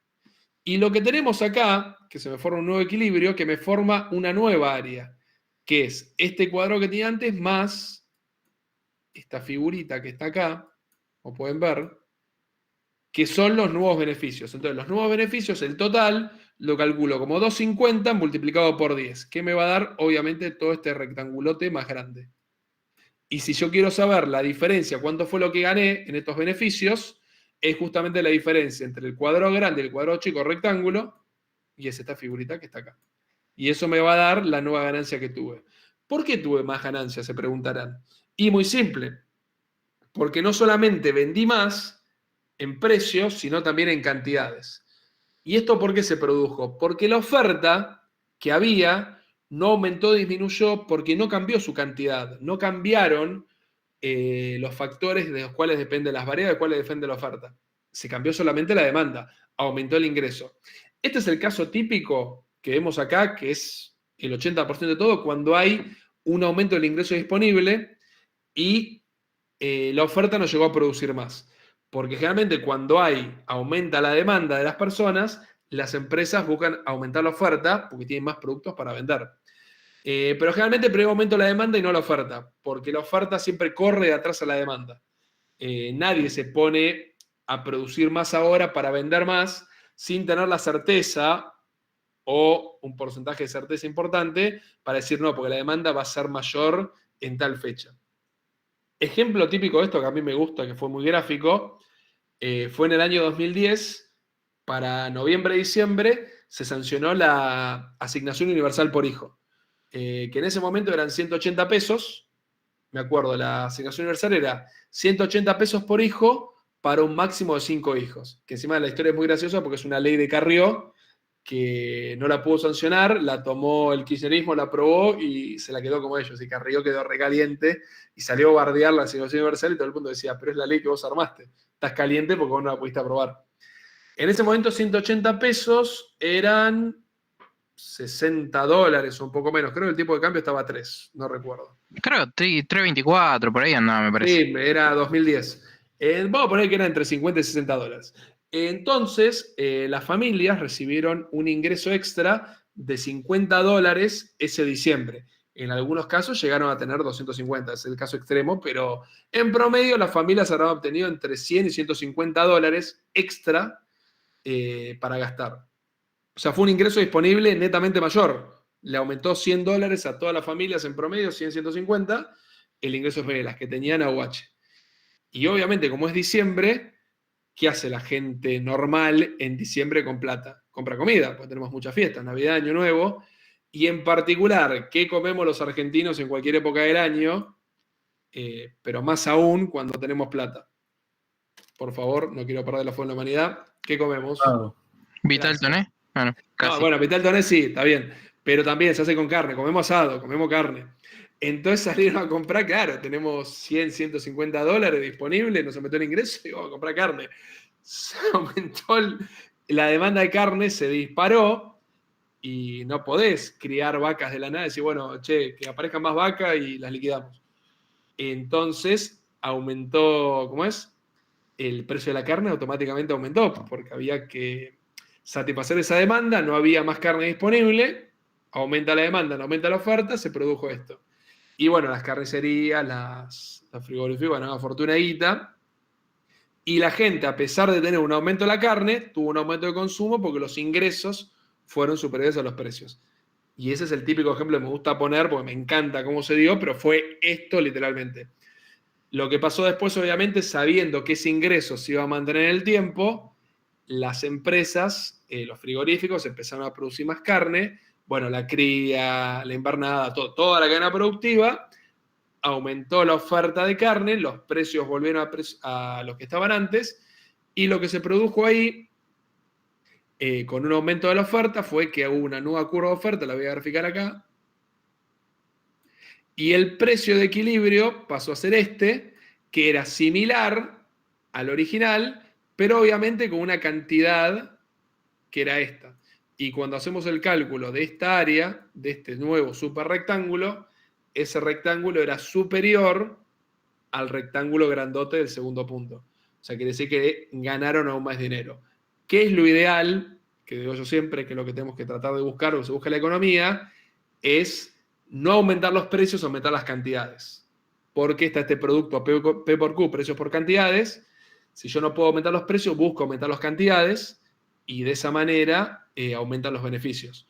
Y la gente, obviamente, no tiene un impacto en su bolsillo, porque uno lo que busca es que aumente el consumo, aumentando la cantidad vendida y no los precios. Por eso termina repercutiendo. Obviamente es bastante difícil, y esto lo estoy suponiendo sin inflación y un montón de cosas. Si no es inflación, que es lo ideal, o que sea muy, muy chiquita, lo que necesitamos es aumentar la cantidad vendida. O como dicen muchos, meter en la economía un montón de familias que están fuera ahora porque no tienen laburo o lo que sea, y vas a ver cómo tenés consumo de sobra, vas a ver cómo tenés impuestos de sobra para recaudar. O sea, no aumentes impuestos, de hecho bajalos, pero hace que mucha más gente participe en el mercado, esté integrada a la sociedad. Imprima más gente, no se puede. No se puede imprimir más gente, aunque pudieras imprimir más gente, necesitas que tenga plata. Y en particular, creo que ya lo mencioné, Argentina está entrando, que hay lugares en particular, no es homogénea Argentina, no es lo mismo Córdoba que Formosa que Ciudad de Buenos Aires. Muchas partes de Argentina, la Ciudad de Buenos Aires está entrando en lo que es el envejecimiento poblacional, que a todo lo contrario de imprimir más gente, tenemos cada vez más gente o gente envejecida, y eso trae muchos problemas. De hecho, está empezando a pasar algo que yo mencioné hace años, porque me gustan estos temas, que yo me reía con el gobierno de la ciudad que decía, no hay vacantes para los jardines. Yo decía, sí, no hay gente, si no hay nenes acá, son todos viejos, o toda gente adulta. Deberían sobrar los jardines. Bueno, empezaron a sobrar tanto que empezaron a cerrar jardines, ya están cerrando colegios primarios, básicamente porque no tenés gente para llenar, no tenés chicos. Y eso es un problema. Eso ya está pasando. O sea que no solamente no podemos imprimir a la gente, sino que tenemos cada vez menos chicos y eso va a tener repercusiones. Y desde el punto de vista económico es un problema. Bien. Y acá vamos cerrando para preguntas.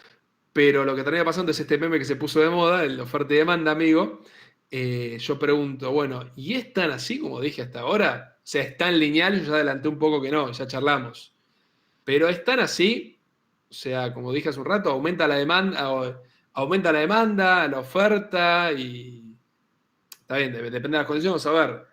Pero si yo, lo que digo siempre y es lo... Sin meternos en monopolio o oligopolio, yo vengo diciendo que si aumentan los precios, bajan las cantidades demandadas. Estamos todos de acuerdo. Y si aumentan los precios, aumenta la oferta demandada. Ahora, ¿es tan así? ¿La relación es lineal? O sea, si aumentan los precios un 10%, las cantidades demandadas bajan un 10%, ¿bajar o van a bajar? Ni ahí. Bien, eso es lo que nos queda ahora para pensar para la clase que viene. Acá ya Gabriel está full, está endemoniado. Hay precios más elásticos que otros, ya la tiró con terminología. Bien, la clase que viene, la idea es ver esto que acaba de mencionar Gabriel, esto de hay cosas más elásticas, pero vamos a ver qué cazzo es la elasticidad. Spoiler alert, exactamente. Vamos a ver qué es esto, ¿no? Y ya como dice Gabriel, ya podemos ir diciendo que no es tan así. Yo adelanté que los graficamos como rectas, bla, bla, pero son todas curvas. Y vamos a ver que un aumento de precios porcentual no representa una baja de precios en el mismo porcentaje. En algunos casos sí, en otros no, y vamos a ver dónde pasa y dónde no y qué importancia tiene esto. Y vamos a ver un montón de ejemplos que tengo nuevos. Una consulta. Gracias por un segundo, que lo vamos a grabar, por ahí un día alguien se lo manda. Se lo agradecemos también a Daniel Herrero, ex CEO de Toyota, que gracias a su libro que leí me dio un montón de ideas, no solo laboralmente, sino para la materia y en particular para este tema que viene el miércoles que viene. Así que le mandamos un saludo a Daniel, que ni debe saber que existimos, va a mentir, pues ya hablé con él. Pero bueno, si alguien lo conoce, por ahí le dice y nos volvemos famosos, nos viralizamos. ¿Quién me estaba preguntando algo? Yo. Y tipo, ¿en qué momento el tipo de cambio entra en todo esto? Eso vamos la semana que viene. Pero olvídate del tipo de cambio un segundo. Vamos a suponer, yo muchas veces dolarizo los precios no porque sea un fanático de dolarización, ni mucho menos, creo que es un horror y eso ahí ya es pegarnos un tiro no en el pie, en el corazón, pero sí para trabajar con una moneda Sí, números más estable. chicos para no tener 15 ceros. Sí, no, a mí los ceros me liquidan. De hecho, yo me reía mucho porque yo daba macroeconomía en ingeniería industrial antes de dar desarrollo económico y en 2018, parece que fue un año importante, 2018, pues siempre lo traigo, parece que pasaron muchas cosas. Hablé con la cátedra y les dije, che, tenemos que actualizar los valores de los ejercicios porque están muy desactualizados, los tipos de cambio, etc. Entonces dijimos, sí, vamos. En ese momento no eran los números exorbitantes que tenemos ahora. Estamos hablando que en 2018 arrancamos con un tipo de cambio el año 17 y lo terminamos con un tipo de cambio de 40 y pico. Pero ya el hecho de hacer eso y a nosotros trabajar con números macro de base monetaria y un montón de cosas que vamos a ver la semana que viene o la otra, ya empezamos a tener unos números que eran, viste, 9 ceros, 10 ceros. Y ahí me pegué un tiro en el pie y dije, ¿para qué hice esto? Y querer hacer un ejercicio más real para los alumnos. Les terminé complicando la vida porque había un montón de ceros, muchos se equivocaban. O sea, cuando tenés muchos números y lo haces a mano, es obvio que algún error vas a tener. Y ahí nunca más actualizamos los números y se habría que poner los números de ahora, que ya estamos hablando de billones, no sé, estrambóticos. Sería un bardo. Por eso trabajo mucho con dólares, también para tener más referencia. Mucho más fácil tener referencia para afuera, ¿no? Porque soy un fanático del dólar. Puedo usarlo para un poco. Pero el tema que no es lo mismo, también podría usar yuanes si querés, pero nuestra economía, nos guste o no, estamos muy emparentados con el dólar.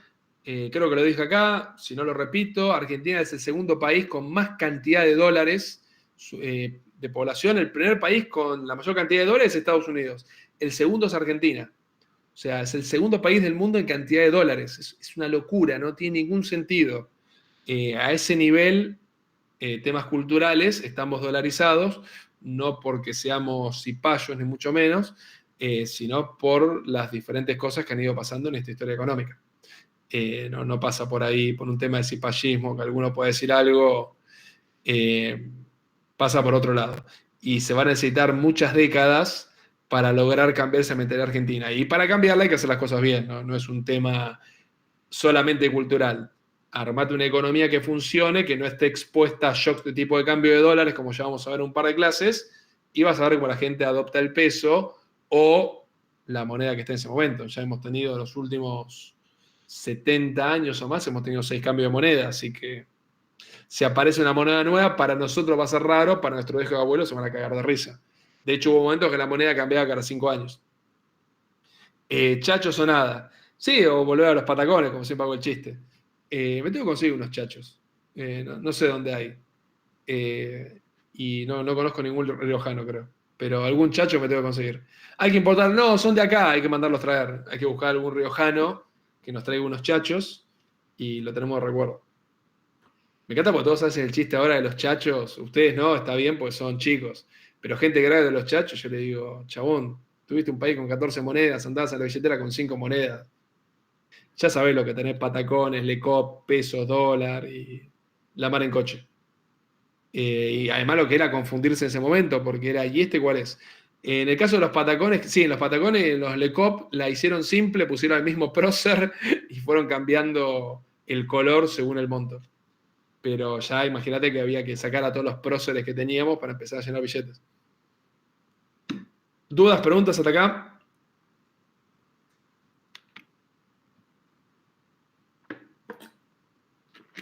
No perdí la garganta, muy bien. Voy mejorando. Y me quedó cafecito. En el miércoles, también virtual,